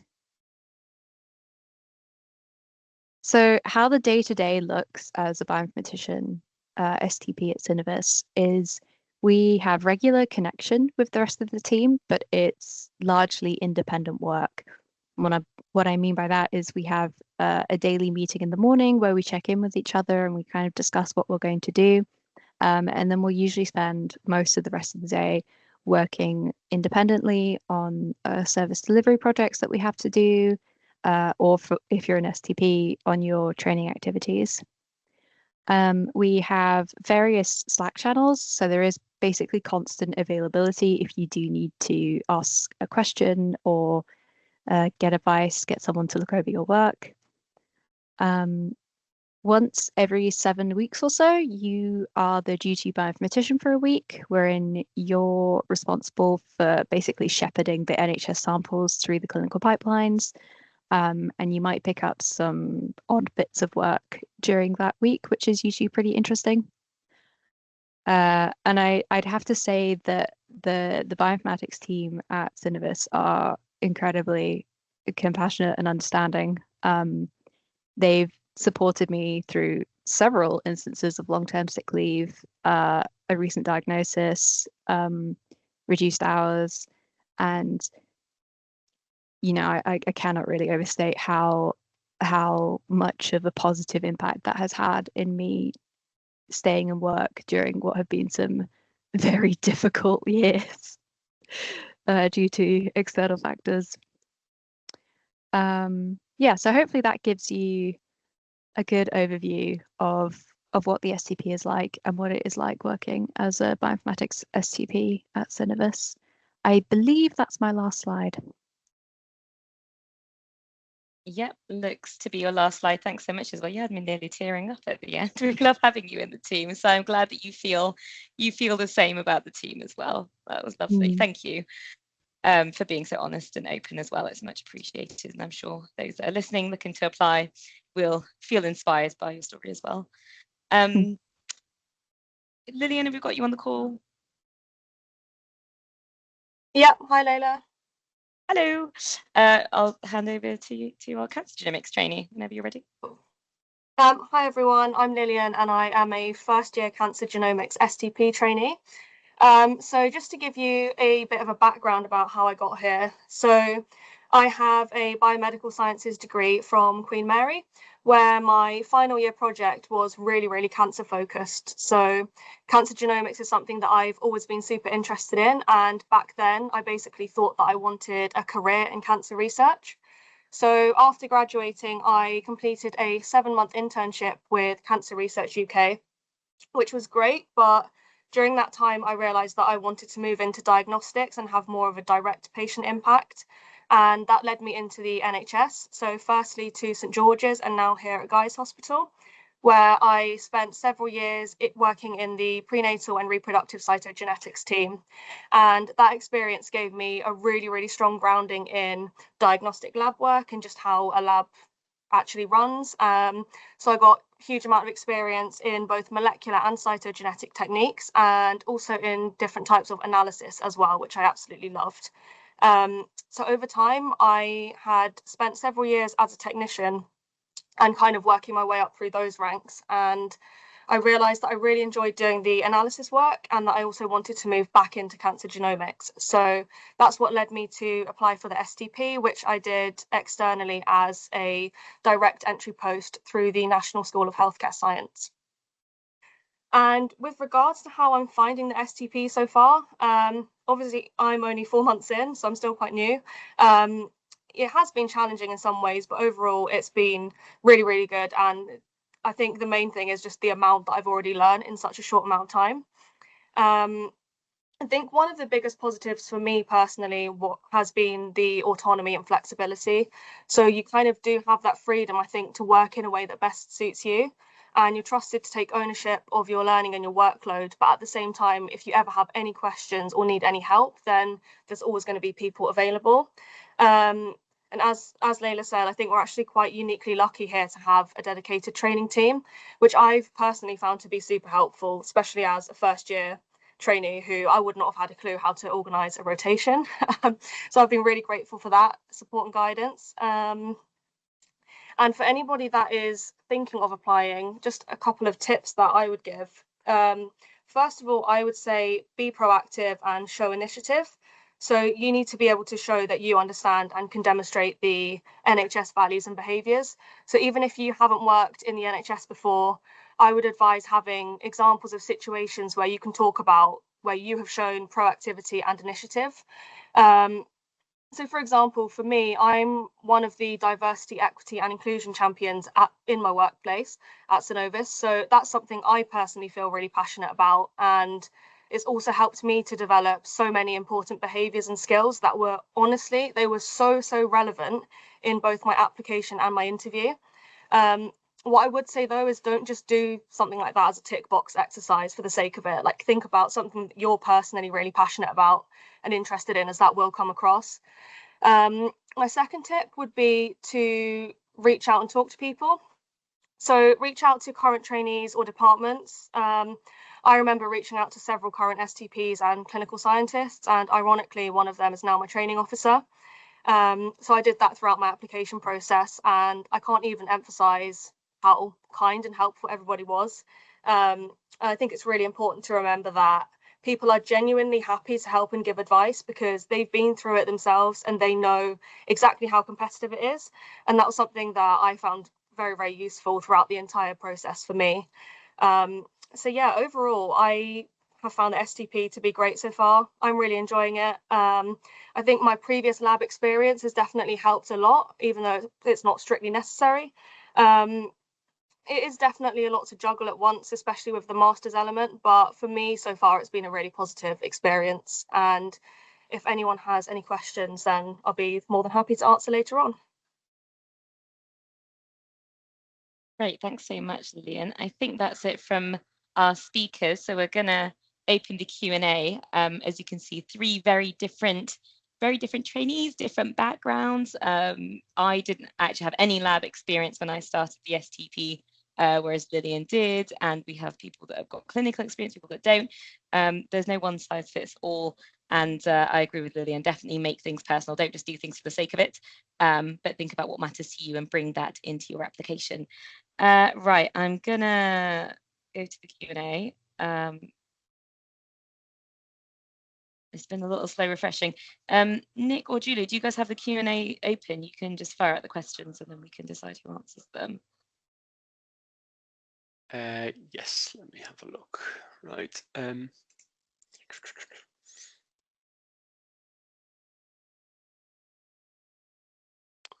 So we've got a question about what the 3 top skills essential for your everyday work. This is a question directly for the STP trainees. Don't know if any of you have anything to comment on. Should we do one skill each? We've got three trainees and 3 top skills. Should we go one skill each? Cheska, do you want to start us off with in genomics? I think the most important skill is organisation. You went for the most obvious one. It's so important. It's so important. I every day have in my diary the things that I want to get done, things that are like essential that I get done, and things that I could do if I can make time, and then things that can then be moved on to the next day if they don't get done. That is a particularly organised STP trainee right there. Isabel, you can't see organisation, but what would you say your a skill you would suggest? I'd say probably the most important skill in my opinion is the ability to collaborate, the ability to recognize when you should ask someone else because they've probably got a really good idea and you're a little bit stuck. It's always important to recognize when your expertise ends and where someone else's begins. That's how you learn. And that's such an important skill, not just for trainees, but all of us to remind ourselves to just ask for help. There's plenty available. Lillian? I would probably say being driven and self-motivated. So just reminding yourself why you're doing what you do. And as I said as well during my bit, obviously a lot of it is kind of organized by yourself and you're quite in charge of your own workload as well. So just having that responsibility and drive to do that every day, I'd say. Great, thank you. And the questions have now come up on my end, so I'll just share the rest of this. This is a good one. Did you get on the STP in your first try? If not, what did you take from the first rejection? Do you have any of our trainees that had to reapply and have anything to say on that? I applied for andrology last year and I didn't get on that. So I applied for cancer genomics this time and got in. So I think it's quite hard to kind of compare because I applied for 2 different specialisms, but also the application process was slightly different as well. So the first time I applied, it was like one long personal statement, and then when I applied last year, it was changed, so it was into 3 smaller segments. So I personally found that easier to be more concise about what I was writing. I'm not sure if that made much of a difference. Jessica, do you want to come? I know you. Yeah. I applied the year prior and didn't get in, and then the second year I got in, so the STP, both in genomics, and I mean, when I've spoken to assessors for the applications, they say that there's not much in it to get onto the STP from one year to another. And sometimes it is like how many places there are or who, you know, how your application gets scored. But personally, from my experience, in the year that I applied, I'd learned so much, and I think my application got better just from like the experience that I was able to develop in that year. So if you don't get in one year, you have to like push yourself to use that year to get better. Yeah, we have plenty of people that have had to reapply. It's very, very common. Most people don't get in first time. So please don't take it personally, and just try again the following year. Right, what other questions? Gosh, I've got a lot of questions. If you do STP in genomics, can you still specialize in cancer genomics if you decided down the line? Yes and no, you don't do all the things that a genomics that a cancer genomics trainee does, but in genomics you do have a whole ginormous module in cancer genomics that Cheska's currently in the middle of, and you do a lot of particularly germline cancer genomics, so you're not completely ruling it out, but you definitely don't get as specialized as someone in cancer genomics would be. Got a few advice regarding the SJT. I don't know, can someone just come in with any tips on that? I'd say just practice questions, but that's the only way I learn. Situational judgment test. I don't know if was it the thing for you, your applications? I just did like online practice ones. I didn't pay for any resources. I just used whatever free resources were online and did a couple of mock ones. Yeah, I think when I applied, there was only the one mock paper available because they just changed the application process. So I did that. And I suppose I'd also done some situational judgment tests, but like for more retail jobs, and some of the logic you use there is transferable. So if you really can't find anything for the STP or for the NHS specifically, that might be a place to look. Yep, I was going to say a similar thing, that yes, the practices don't need to be genomics specific at all. It can be anything.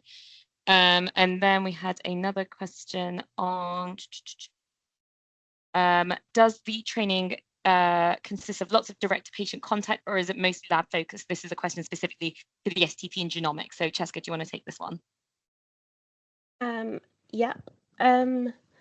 There isn't that much direct patient-facing contact. That was primarily in one of the first year rotations, which was genomic counselling.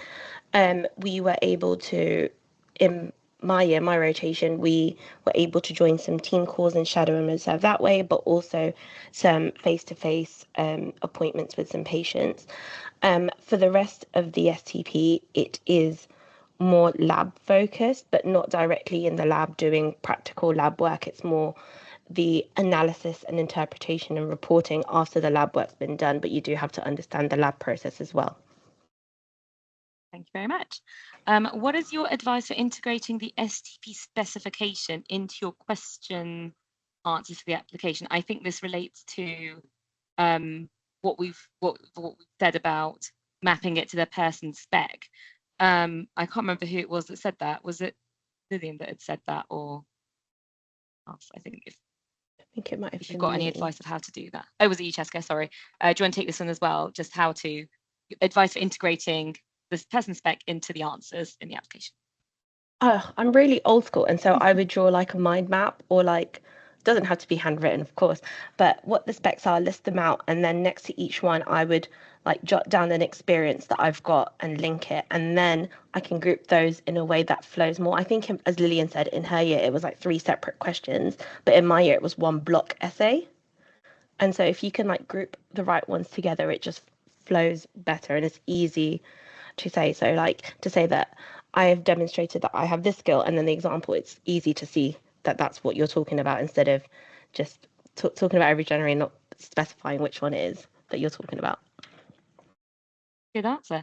And I would also add, you've only got 500 words per question this year. Don't try and cover every single element of the person spec, because that's impossible. Just focus on a few key ones that you think are important to you and that you've got lots of relevant experience for, that you can make a really compelling answer for. I would say that's, as a shortlister, it's always good to see those kind of high quality answers that are more focused. Those are all the questions I can see. Nick, is there anything else that I've missed? I don't think so, Leila. I'm just answering a few more questions in the Q&A. Yeah, there are actually a couple more questions. Oh, what is there? Do you want to fire them out? Sorry, I can't see all of them. No, sorry. I think the last one was the last one just answered from Imogen. Oh, there's a few. We've got the one from Imogen. We've got one. What is your outlook now? You're in the third year of the STP. Do you actively look for jobs now, or is there an active need in your specialty and guaranteed job at the end? I think this is quite a triggering question for our third year trainees, probably, that are thinking about the next stage. Isabel, do you want to start off, and then we can talk to Cheska as well, or it's up to you? Sure. There is not a guaranteed job. There is always desire to have more bioinformaticians at Synnovis, but there is not always the funding available. So yeah, I will have to be applying. I'm hopeful that a position will open up here and I'll be able to apply here and stay here. But it is not a guarantee, so that is something you need to bear in mind, whether you are suited for that stress or not. Yep. We I can come into that as well, Leila. And yeah, this is something that unfortunately tends to vary year by year, depending on the service requirements and the number of, for example, STP trainees we have. You know, you might have sometimes 10 STP trainees finishing more or less at the same time, so it's more challenging to get roles for everyone. But for example, in September we had I think about 7 or 8 finishing at the same time, and everyone did get a post in the end. Most of them were permanent positions. Some of them were fixed-term contracts, but everybody did get a post. But that doesn't mean it's necessarily the case every year, but that is definitely something we are trying to establish going forward, to have posts for people who want them and have obviously fulfilled all the requirements of the STP. And the other thing that we want to advertise those as soon as possible, because we know people and finishing the training get anxious about that specifically. So you know, we're hoping that we'll be able to start advertising things like that around March time. That's what we're working towards at the moment. And then a question about, someone's pulled up one of the questions from the application form about how would you learn more about the role of a clinical scientist, and they've said, wouldn't all the answers be the same to this question, because everyone would just hear what a clinical scientist does? But actually, no, I would say that as a shortlist, the way I read the question is, what is your understanding? So what have you done to learn about the role of a clinical healthcare scientist in your chosen specialty? What initiatives have you taken? So actually, I think there's quite a lot in this question, I would say, that isn't just for you to reel off, you know, a description of a healthcare scientist. I want to hear your experience of learning about that.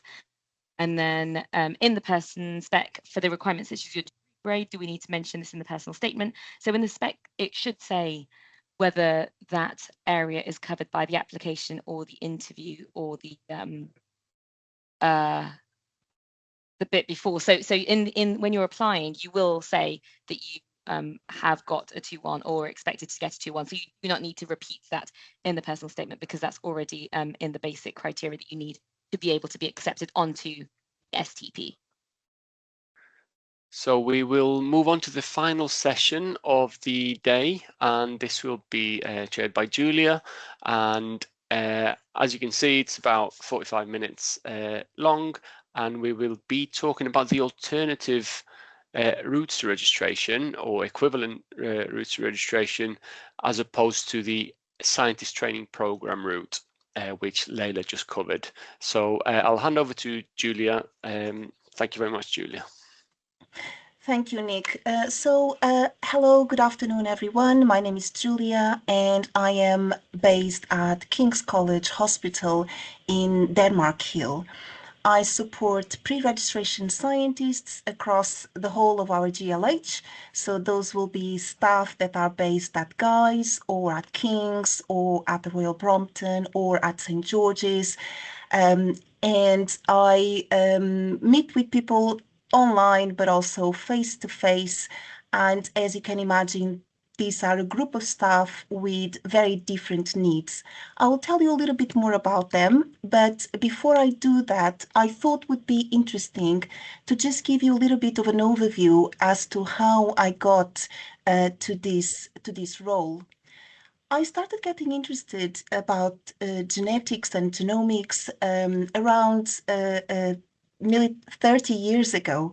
I did a degree thinking that I would be working more on microbiology rather than human genetics. In those years, late 90s, we didn't have the human genome sequence, and genomics was not a developed field as it is today. But microbiology was a very interesting area, and that was the path that I initially thought I would take. I moved to the UK from Portugal, and I got a position as a research technician in a laboratory in Salisbury. And 3 months into my technician position, there was the opportunity of doing a PhD within the department. I took that opportunity and ended up doing a postdoc in Italy. And up until 10 years ago, my career was following a route that was quite linear and typical of somebody that will go on to work on research. But then I started getting very interested in education and providing training and development, not only to scientists, but also to clinicians and really anybody that was interested in genomics. I got involved with programs at universities, and I then started working as a pre-registration scientist myself within the Exeter Service for Acutely Unwell Babies. So that was an exome service. I got very interested in doing variant interpretation and really enjoyed that kind of work. But I also enjoy doing education. And now I've been based as a scientific training officer in our GLH since 2023. And I finally managed to make a role that joins in diagnostic duties, but also education duties, and occasionally, very occasionally, allows me also to dip into the world of research. Essentially, I wanted to show you that it is possible to get to a point where you can have a career that is something that you didn't think about, but happened. And pretty much like people have been saying throughout this afternoon, you will find the things that you enjoy and opportunities will open up, and you can make the role into something that fits your skills. So most of the work that I do on a day-to-day basis is around supporting our cohort of pre-registration scientists. As I said, these are staff members. They usually are employed at the Band 6 level. And their job role might be healthcare scientist, it might be trainee clinical scientist, pre-registration clinical scientist, and some of our Band 6s are also under the job role of support analyst. The title doesn't really matter. What matters is the job description. And these colleagues, I should say, many of them are colleagues that have evolved in the lab. They have been working with us since they were Band 3 or 4 or 5. And we also have newcomers that joined from other institutions. And we have people like me, people who have followed a research career and then at one point decided that they wanted to contribute to the National Health Service in this country. So quite a diverse cohort. We now have between 45 and 46 people that are in this program, and it depends whether people are on maternity leave or not, and that's why I can't pin down on the number, but as you can see, it's around that order of magnitude. So it is a big group of people. Their duties include data analysis. It will be of WGS data, but also data from other methodologies, cytogenetics, so there will be karyotyping, there will be a range of techniques. It will depend on which team people are based. Our pre-registration colleagues are also involved in data interpretation, variant interpretation and classification, and also in writing reports. As we discussed previously, most of the people in our GLH, most of the scientists are not directly involved in wet lab work as a daily duty, but they might support the technical team as and when needed. And our colleagues are working towards registration as a clinical scientist, and that registration is a process that is managed by the HCPC. The HCPC is the Health and Care Professions Council. If you have never explored their website, I vividly advise you to go and do that, irrespective of the pathway in which you are. If you are thinking about working in healthcare within the NHS, you should be looking at what are the expectations from a professional within this field. To become registered with the HCPC, there is an intermediate, and that body, that organization, can be the Association of Clinical Scientists or the Academy of Healthcare Sciences. So our pre-registration scientists first approach one of these institutions and request the registration with the HCPC. And that process is all outlined again online, and I support people to navigate the whole of the process, but it entails preparing a portfolio of evidence. At the moment, we don't have any colleagues that are following the international route, but we've had in the past. So this will be colleagues who have already trained and have a lot of experience abroad and come to the UK with already a good level of knowledge and evidence for the HCPC. They can apply directly through the international route. So I said we have around 45 colleagues that are working towards registration. And what does that look like? What does the work that they do look like? So first is about considering what previous experience they already have. So we do have colleagues that are attempting to become registered who are people that already have a research background. They might already have a PhD in some cases or a master's degree, but we also have colleagues that are fresh out of university. So the first step really is to evaluate their experience so that we can tailor the program and support them in the right way. Typically, we say that people should try and aim to get registered within 3 years of starting their pre-registration position. And we also look at the different kinds of rotations, and it will depend on the different services in which people are based, and whether people are going to follow more of a genomics or a cancer genomics. And we also have pre-registration scientists in bioinformatics, advanced diagnosis, and other specialities. So the purpose of supporting these colleagues is not only for them to achieve registration as a healthcare professional, it's also about ensuring that we are supporting our workforce and we have the right people with the right skill to run our services and provide safe services for our patients. As I said, we have colleagues based across different sites, and the conditions in which they work are slightly different. At Guy's is more rare disease and neurology and skin. King's is very famous for liver conditions, and at the Royal Brompton is more about cardiac conditions. And at St. George's, we have a dry lab, so there's no wet lab going on. And it's all about analyzing, interpreting, and reporting the data.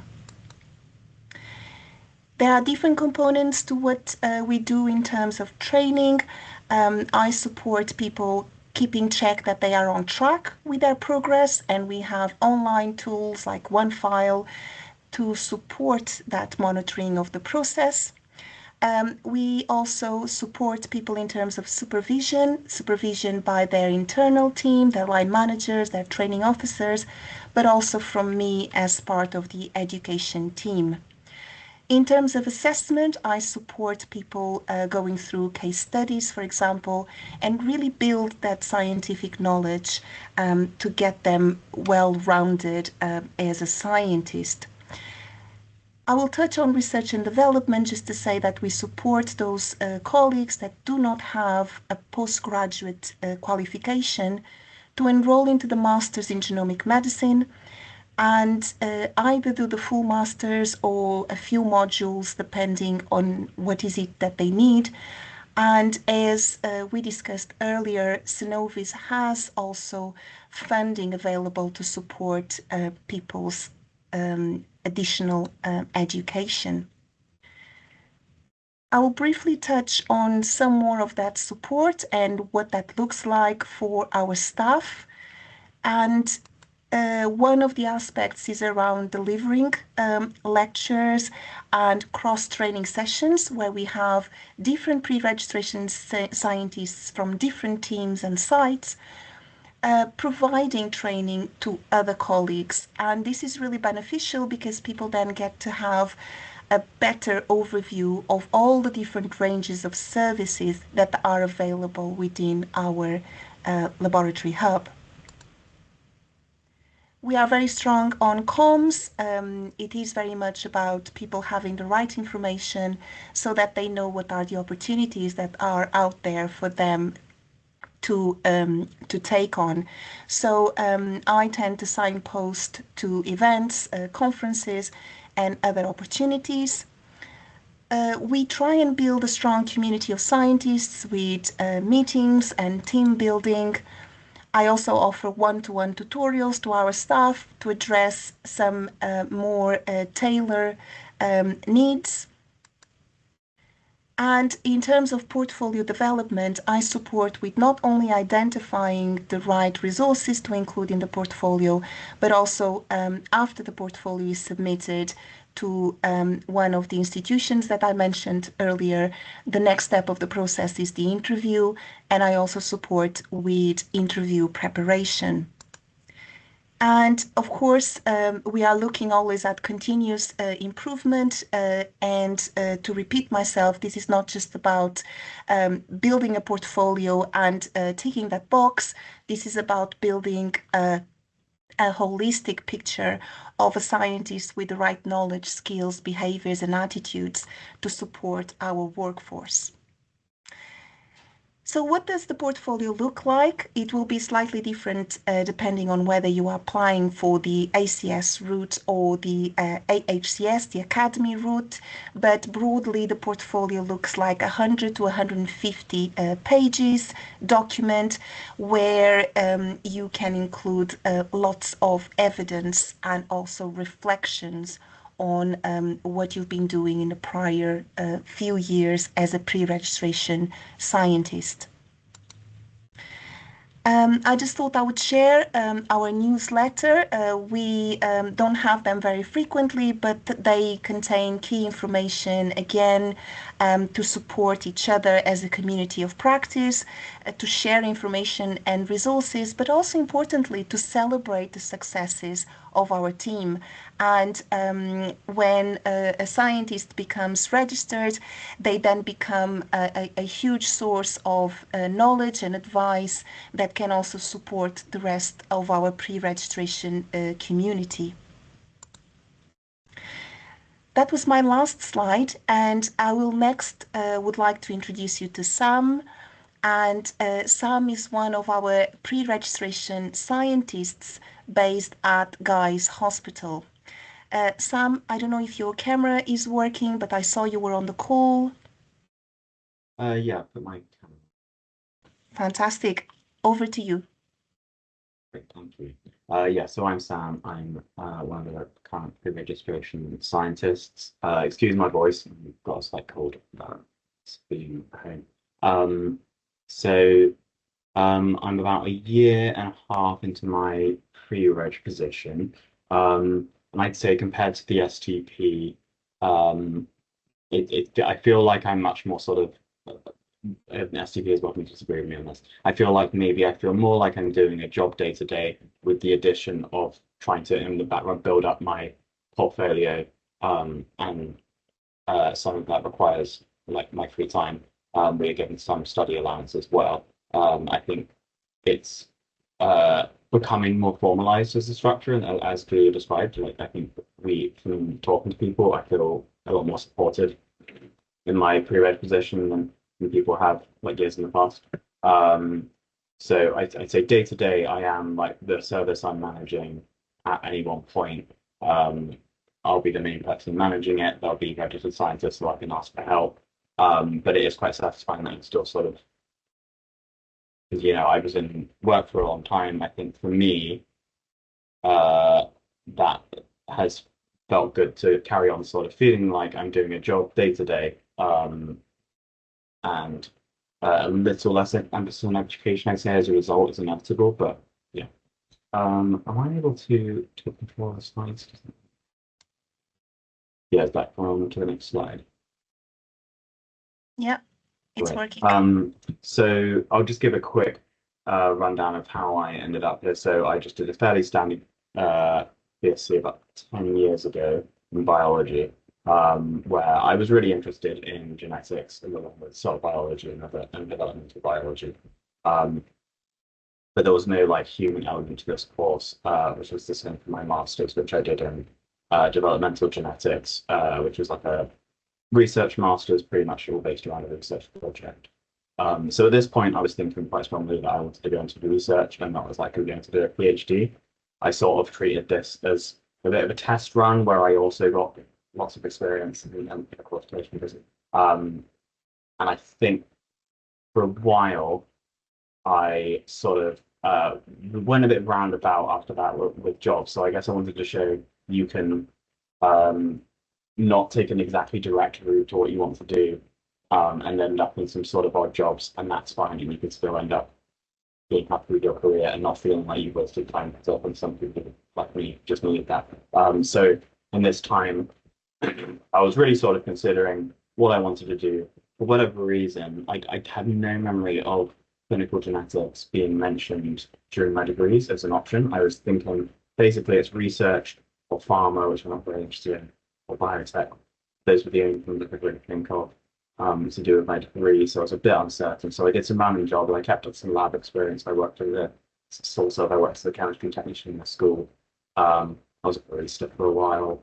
And then once I started hearing about, it was when I was essentially looking at entry-level lab jobs and research, I started seeing medical laboratory assistant type jobs coming up. I sort of required my own research to see that actually would be something. I was like, oh, is that just a job you get and progression? I thought maybe you'd need a biomedical degree for that. So for quite a long time, I was uncertain about this course. And so it was only doing my own research and realizing, oh no, you can move up in the lab and potentially become a scientist through that way, as opposed to research, that I became interested in. So partly as a result of that, while I was I applied for the STP in that time, I think, and I also applied for applying for entry-level medical lab jobs. I went and worked as a GP's receptionist for a year. Most hated job in the UK, but it was quite useful experience. It's really the main experience I've had working with patients on the front line of the NHS, which I think has actually been really beneficial to me in like working in medicine now. So yeah, after a while of that, I got my first medical laboratory assistant job about almost exactly 6 years ago. So That's a band 3. I mean, entry position, sort of entry level. I think I really enjoyed it. I was really happy to be back in the lab after a few years not really doing lab work. I think for me, coming out of university, you don't technically need a degree for that job, although a lot of people do have it. It felt slightly restrictive because I was sort of told, oh, you're not allowed to run VCRs, even though I don't have loads and things like that. But it was really good experience just learning how a medical lab works, and seeing, I talked to scientists, I talked to higher up technicians, just seeing all the jobs that were available and how the lab ran. And I'm actually really glad that I went this route in the end. So yeah, then I moved up within my team. I moved from band 3 NHS role to band 5, as a medical technical officer, which is essentially another member of lab staff. But previously I was sort of extracting DNA from blood and doing some sort of more administrative and like health and safety tasks. Here I was now like performing the actual runs in the lab. So I was running next generation sequencing in the lab using robots and performing various other manual runs to test for different diseases. So I really liked this job. I did it for a few years. I think I was an MLA for about a year before getting this role. And I really liked it. You sort of get to see a run through from start to finish. You'll often perform some analysis as well. Some people are now doing. I did some of the sort of easier reporting that scientists will do, like reporting of negatives, which is really good experience. And I really enjoyed that job. And then, so to get that job, I had to apply. It was within my team, but I had to apply alongside external candidates. So it's quite a difficult interview in some ways because you sort of need to know things. You're expected to know things outside of the job role you currently have, I guess. So it required me doing some reading in my own time and shadowing colleagues and things like that. So I was in that job for about 3 years before getting my pre-registration clinical scientist role that I'm in now. So again, this is compared to the SCP, a slightly less formalized way of applying. So there are not that many pre-registration posts advertised. So it's essentially just job roles as opposed to like a course you're applying to. So you sort of have to put yourself out there a bit and apply for positions that are asking for registered scientists and say, would you consider me? I am not registered, but these are the reasons I think I'd be really good. And so I suppose there's a bit of benefit of the doubt they're giving you in a way, in that they are going to have to train you a bit more. You can't do all the things a registered scientist can do because before you have your registration, there are certain checks you can't perform. You need to double check your work a bit more. But I think you are like, that is a chunk of our scientist workforce, and I think we hopefully are useful. But yeah, so essentially now it's similar to the STP in that I aim to finish within about 3 years. I'm currently doing a research project about part-time while in this lab, while in the lab I used to work in, while still acting as a pre-registration scientist, and that's been really interesting. And yeah, I just sort of want to show slightly less obvious route through things. And I really am happy with the way that my career has gone. It's not as direct as having applied out of uni to the STP, which many of you will want to do, and I think that's really good in a lot of ways as well. But I feel really grateful that I got sort of laboratory experience before going into a clinical scientist role, because I really noticed just like I have a really clear idea of what's going on in the lab. When I'm asking someone in the lab to do something, I have a really clear idea of whether it's difficult or easy, and I think that's not obvious to someone that's not worked in a lab. I have a bit of a better brain for troubleshooting the lab things because I actually used to have to do it a lot. So I think there are some skills that are really good there. But yeah, I highly recommend that as a route if anyone's interested. It's also a good way of dipping your toe in the water, getting an MLA position, and lots of people will get a lab assistant or medical technical officer position, and that can be a really good experience to apply for the STP as well. So I just really recommend those roles as your way into being a scientist, if that's what you want to go for. And they're developing more and more career paths as a technician as well, if you're interested in going down that route. Thank you for listening. Thank you, Sam. Thank you for showcasing that different way of approaching your career. And there were some things that Sam said there that were really key around gaining experience, but also enjoying what you are doing. So I'm glad that that is working so well. Thank you, Sam, for your time. I will now move on to Mel. Mel, I saw you are on the call. How is your camera working? Hi. Sorry, Hi. can you hear me okay, Julia? Very well. Yes, we can. Perfect. Would you like to take control of the slides? Yes. Fantastic. Can you see that? I just have one slide. Yes, Amazing. Thank you. Perfect. So hi everyone, my name's Mel and I am a pre-registration clinical scientist in the molecular pathology lab at King's College Hospital. So thanks for having me here today. So as Julia mentioned, I'm going to be talking to you about my career so far, and then hopefully it'll interest some of you to consider a clinical scientist career pathway that isn't the STP programme. So for me, it all started a while ago now when I graduated with a degree in human biology from Loughborough University. So it's quite a broad degree, but I did have a particular interest in genetics throughout. And in my final year of uni, I decided to do a genetics-based dissertation, which was a lab-based independent project, which I really enjoyed. And this kind of gave me my first experience of lab work and what life could be like in a diagnostic lab. So after I graduated, I really wanted to kind of build on the knowledge and experience I gained during university. And I became a Band 3 Senior Assistant Technical Officer or Medical Laboratory Assistant for the 100,000 Genomes Project. And I was essentially responsible for processing all the blood and tissue samples for the project. And it was really exciting to kind of go from learning about the project at uni and lectures to actually being a part of it and actually making an impact. So I quickly realized that I wanted to build on my wet lab kind of experience and learning more about molecular techniques. And I became a permanent senior assistant technical officer in the molecular pathology lab, where I worked my way up to a Band 5 genetic technologist over several years. So I think you've heard about a day in the life of a genetic technologist today, and this meant I was able to learn a lot of molecular lab techniques from kind of basic PCR to more advanced techniques such as next generation sequencing or MRPA.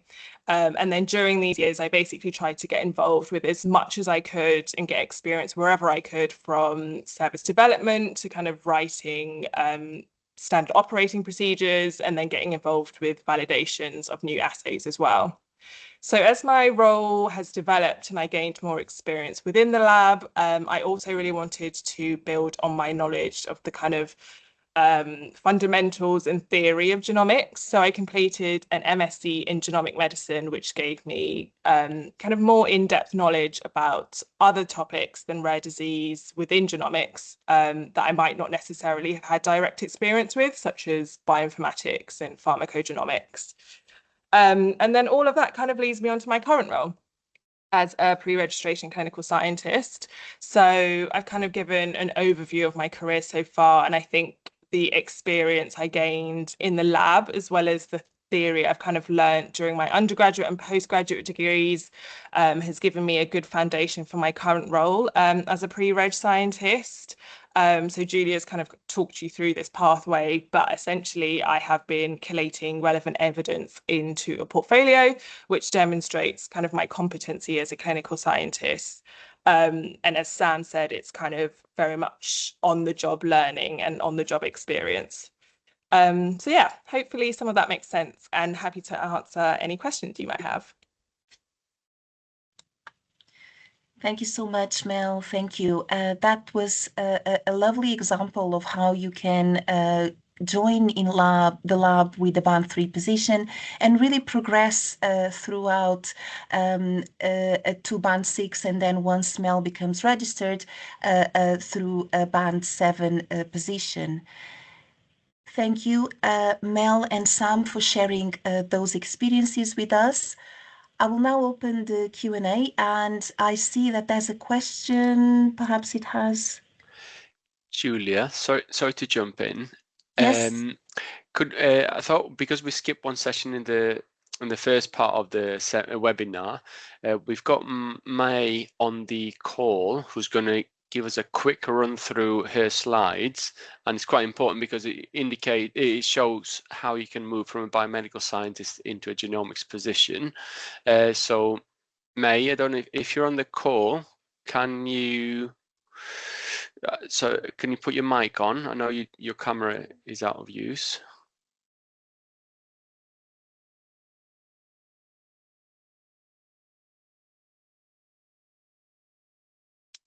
No.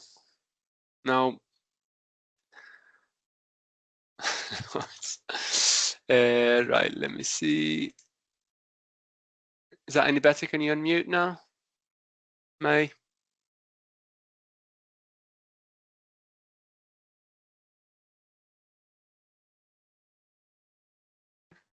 Yeah. Is it fine? Yes. Can you hear us? I hear you. Yeah. Since 1 o'clock I'm here. Okay. Right. I will. Right. Can you hear me well now? Yes, we can hear you. That's I'll put your slides on, and if you could briefly run through your experience as well, because I think it's quite important for people to see. Unfortunately, you're right at the beginning, so we'll have to go all the way back. I had this problem with the video in the beginning, but I was hearing very well. Yes, and so we'll have a brief 4 or 5 minutes session, and then we'll take questions from everyone again. Okay. Right. Okay. I hope you can see that. Yep. Okay. Yeah. Hello, everyone. Yeah, I apologize for the technical problem from the beginning. You can't see my video, but I can hear you very well. I am May, currently working as a genetic technologist in the molecular genetics laboratories at Guy's Hospital. I am a registered chartered scientist with the Science Council and registered fellow with the IBMS. I'm also registered biomedical scientist with HPC. Thank you, training and development team, for this great opportunity. I would like to talk about my qualifications, career pathway, and the typical day as genetic technologist. My qualification started with Bachelor in Veterinary Science from Sudan, and I obtained a master's degree in Medical Molecular Biology from University of Westminster after I got full international scholarship paid directly from Queen Elizabeth II. This is the reason brought me to UK. I did also PhD in drug discovery and genome organization in breast cancer cells, obtained from Brunel University of London. I also did postgraduate certificate in biomedical sciences from London Metropolitan University, the certificate for IBMS accreditation only. And also I did postgraduate certificate in genomic medicine, bioinformatic pathway from St. George University and PCL.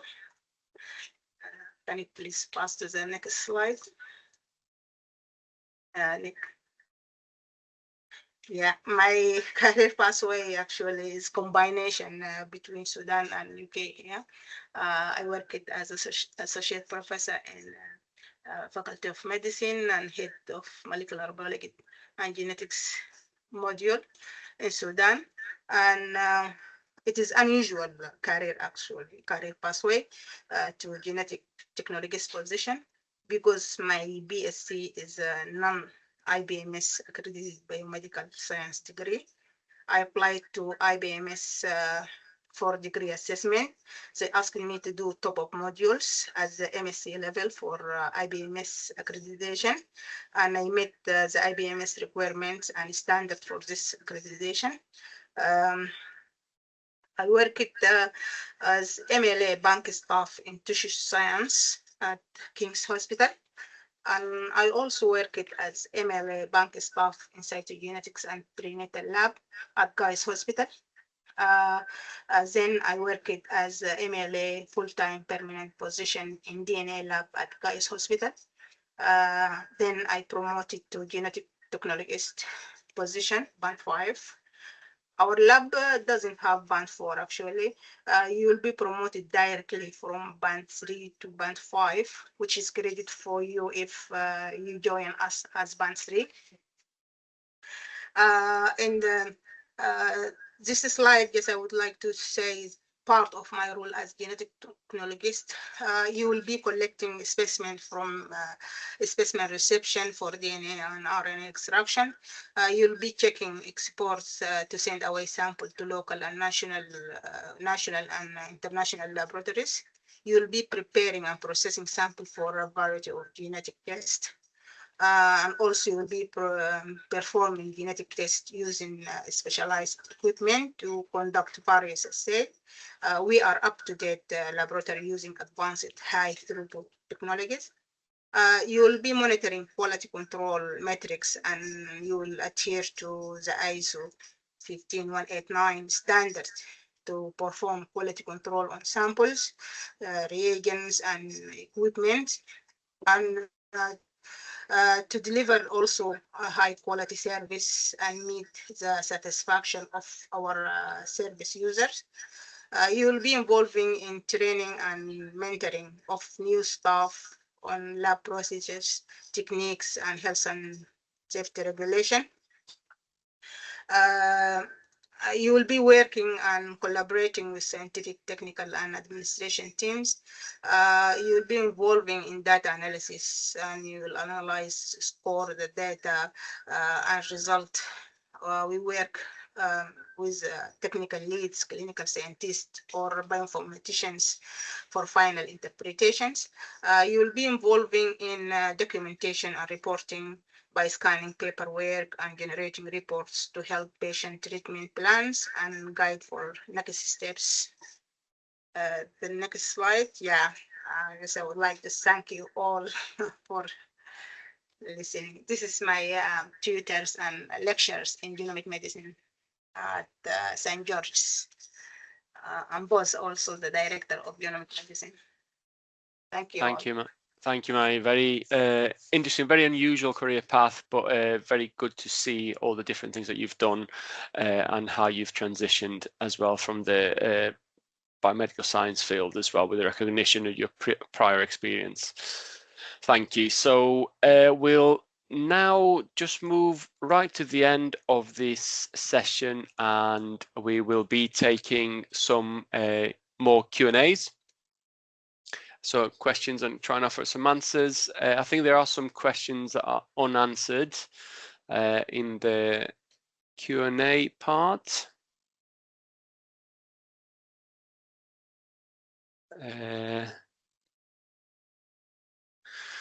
Julia, I don't know if you can see it. There's one from Kate about basically completing registration after 1 to 2 years, if you've got relevant experience. Yes. Right. So it is not recommended to speed up a process. Before so we have this idea that 3 years is a good balance, taking into account that is the duration of the STP program. Before we stipulated this, there was actually a rule that you had to work as a pre-registration for 6 years before you were eligible to apply. That rule was removed because there were candidates that did not need to spend the full 6 years.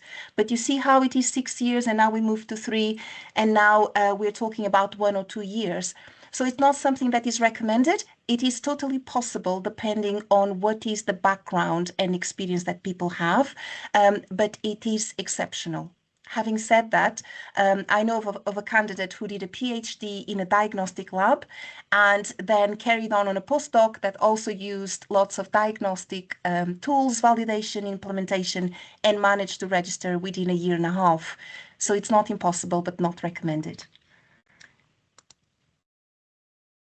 Okay, so I hope that is clear.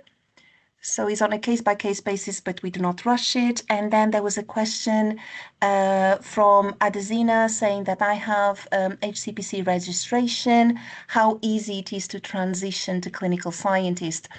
Now, To become a clinical scientist, you need either to do the STP or have the international route or do a pre-registration scientist role. So if you have a job that is at the appropriate level, then the transition is smoother. You cannot do the jump from MLA onto submitting a portfolio straight away, because to submit a portfolio, to be eligible to submit a portfolio, you need to have a job role where you are engaged in analysis and reporting, and not only reporting simple cases, but also more complex that require MDT discussions and things like that. Hopefully that addressed your question. And then there's a question from Zelv that says, do I understand correctly that having graduation education is not important? Again, remember that this is applying for a job role.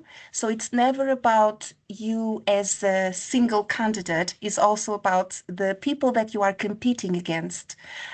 So bear in mind that most candidates do have postgraduate education, and that might be seen by some interviewers in a more positive manner. So having extra education is, in my opinion, always a bonus, but it's not necessary. And I want to go back to the point that Sam highlighted earlier, just to repeat that most positions as a pre-registration scientist are not advertised as such. They are advertised as Band 7 registered scientists, and a person that has a registration will probably have the priority for that role. What then happens is that it might be the case that the laboratory does not manage to fill the position with somebody that is already registered, and then they might be able to consider somebody that is not registered. So having a qualification, a postgraduate qualification, is definitely a bonus. And let me just refresh and see if there's anything else for me. There is one. Can you? Sorry, I can read them out for you, Julie, if it's any easier. Can you still continue on the pre-registration route even after your visa has expired? Visa questions are things for immigration. Please be very careful with that, and I will not provide advice on visa. So next one, what is the difference between equivalence and the pre-registration pathway? So equivalence is what you achieve at the end. So you say that what we are trying to say is to get a certificate that says that your knowledge, skills, and experience is equivalent to that of somebody that went through the STP program. So that terminology falls within the remit of the Academy of Health and Care Sciences. They use the term equivalence. Now, the pre-registration pathway is something broad that does not really mean something legally, but it could be that you might be Imogen, you might want to clarify if you are referring to the ACS route. So it's a different route of registration that does not talk about the word equivalence, but the product, the final product is always the same. So we are always submitting a portfolio, going through an interview, and then trying to get a certificate of attainment or of equivalence that then allows people to register with the health and care professions as a clinical scientist. Imogen, do come back to me if that was not what you were asking. And so somebody's asking, Kate is asking, what is the international route? And the international route are for people that have had several years working in a diagnostic laboratory. And it's important that is a diagnostic laboratory. The HCPC can be a little bit reluctant to recognize experience from commercial laboratories that offer a mixture of diagnostic and, health genetics testing. So if you've done many years working in a diagnostic laboratory providing services, diagnostic services for patients, then if you go on the website from the HCPC, Health and Care Professions Council, they will have some information on how to submit to that route. And now I see Imogen has clarified that she was mentioning the ACS route. So yes, there are these two different routes, ACS and AHCS. Without getting too much into the detail, the key thing is that the paperwork is slightly different, but we are trying to do the same thing. There will be opinions that one route is easier or more difficult, but again, those are, very subjective, in my opinion. I think I've tackled all the questions. I see May has her hand raised. I don't know if that is intentional. No, yeah. Yes, because as example, I register through international route. Fantastic. Yes. Thanks. I know the process. If anyone needs help, I can help. More than happy to help. Is it May? But what did you register as by the international? Biomedical scientist through international route. The first one. Okay. Yeah. The first registration to join IBMS. So that's SCPC as well. Yes. Yeah, that's great. But I think there's also the international route for clinical scientist equivalents, which is a separate registration process. Yeah, there is a lot of process in between. Anyone need help, I can. Yeah. Thank you. Thank you. That's easy.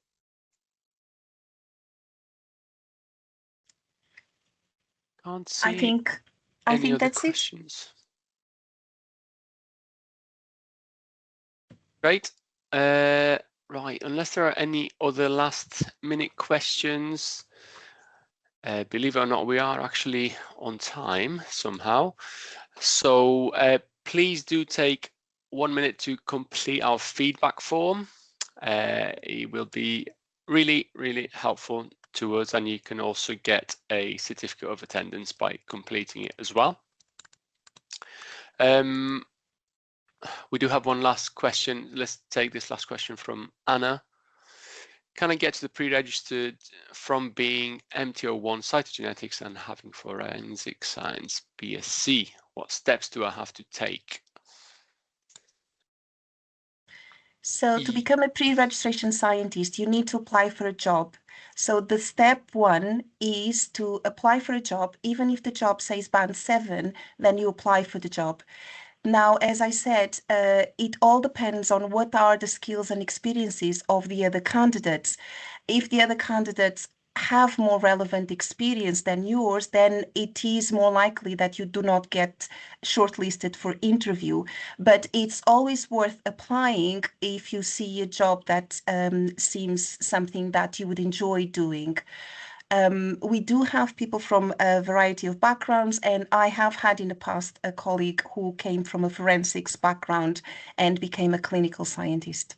With more education and training, she got there. So it is a possibility. I hope that addressed your question. Great.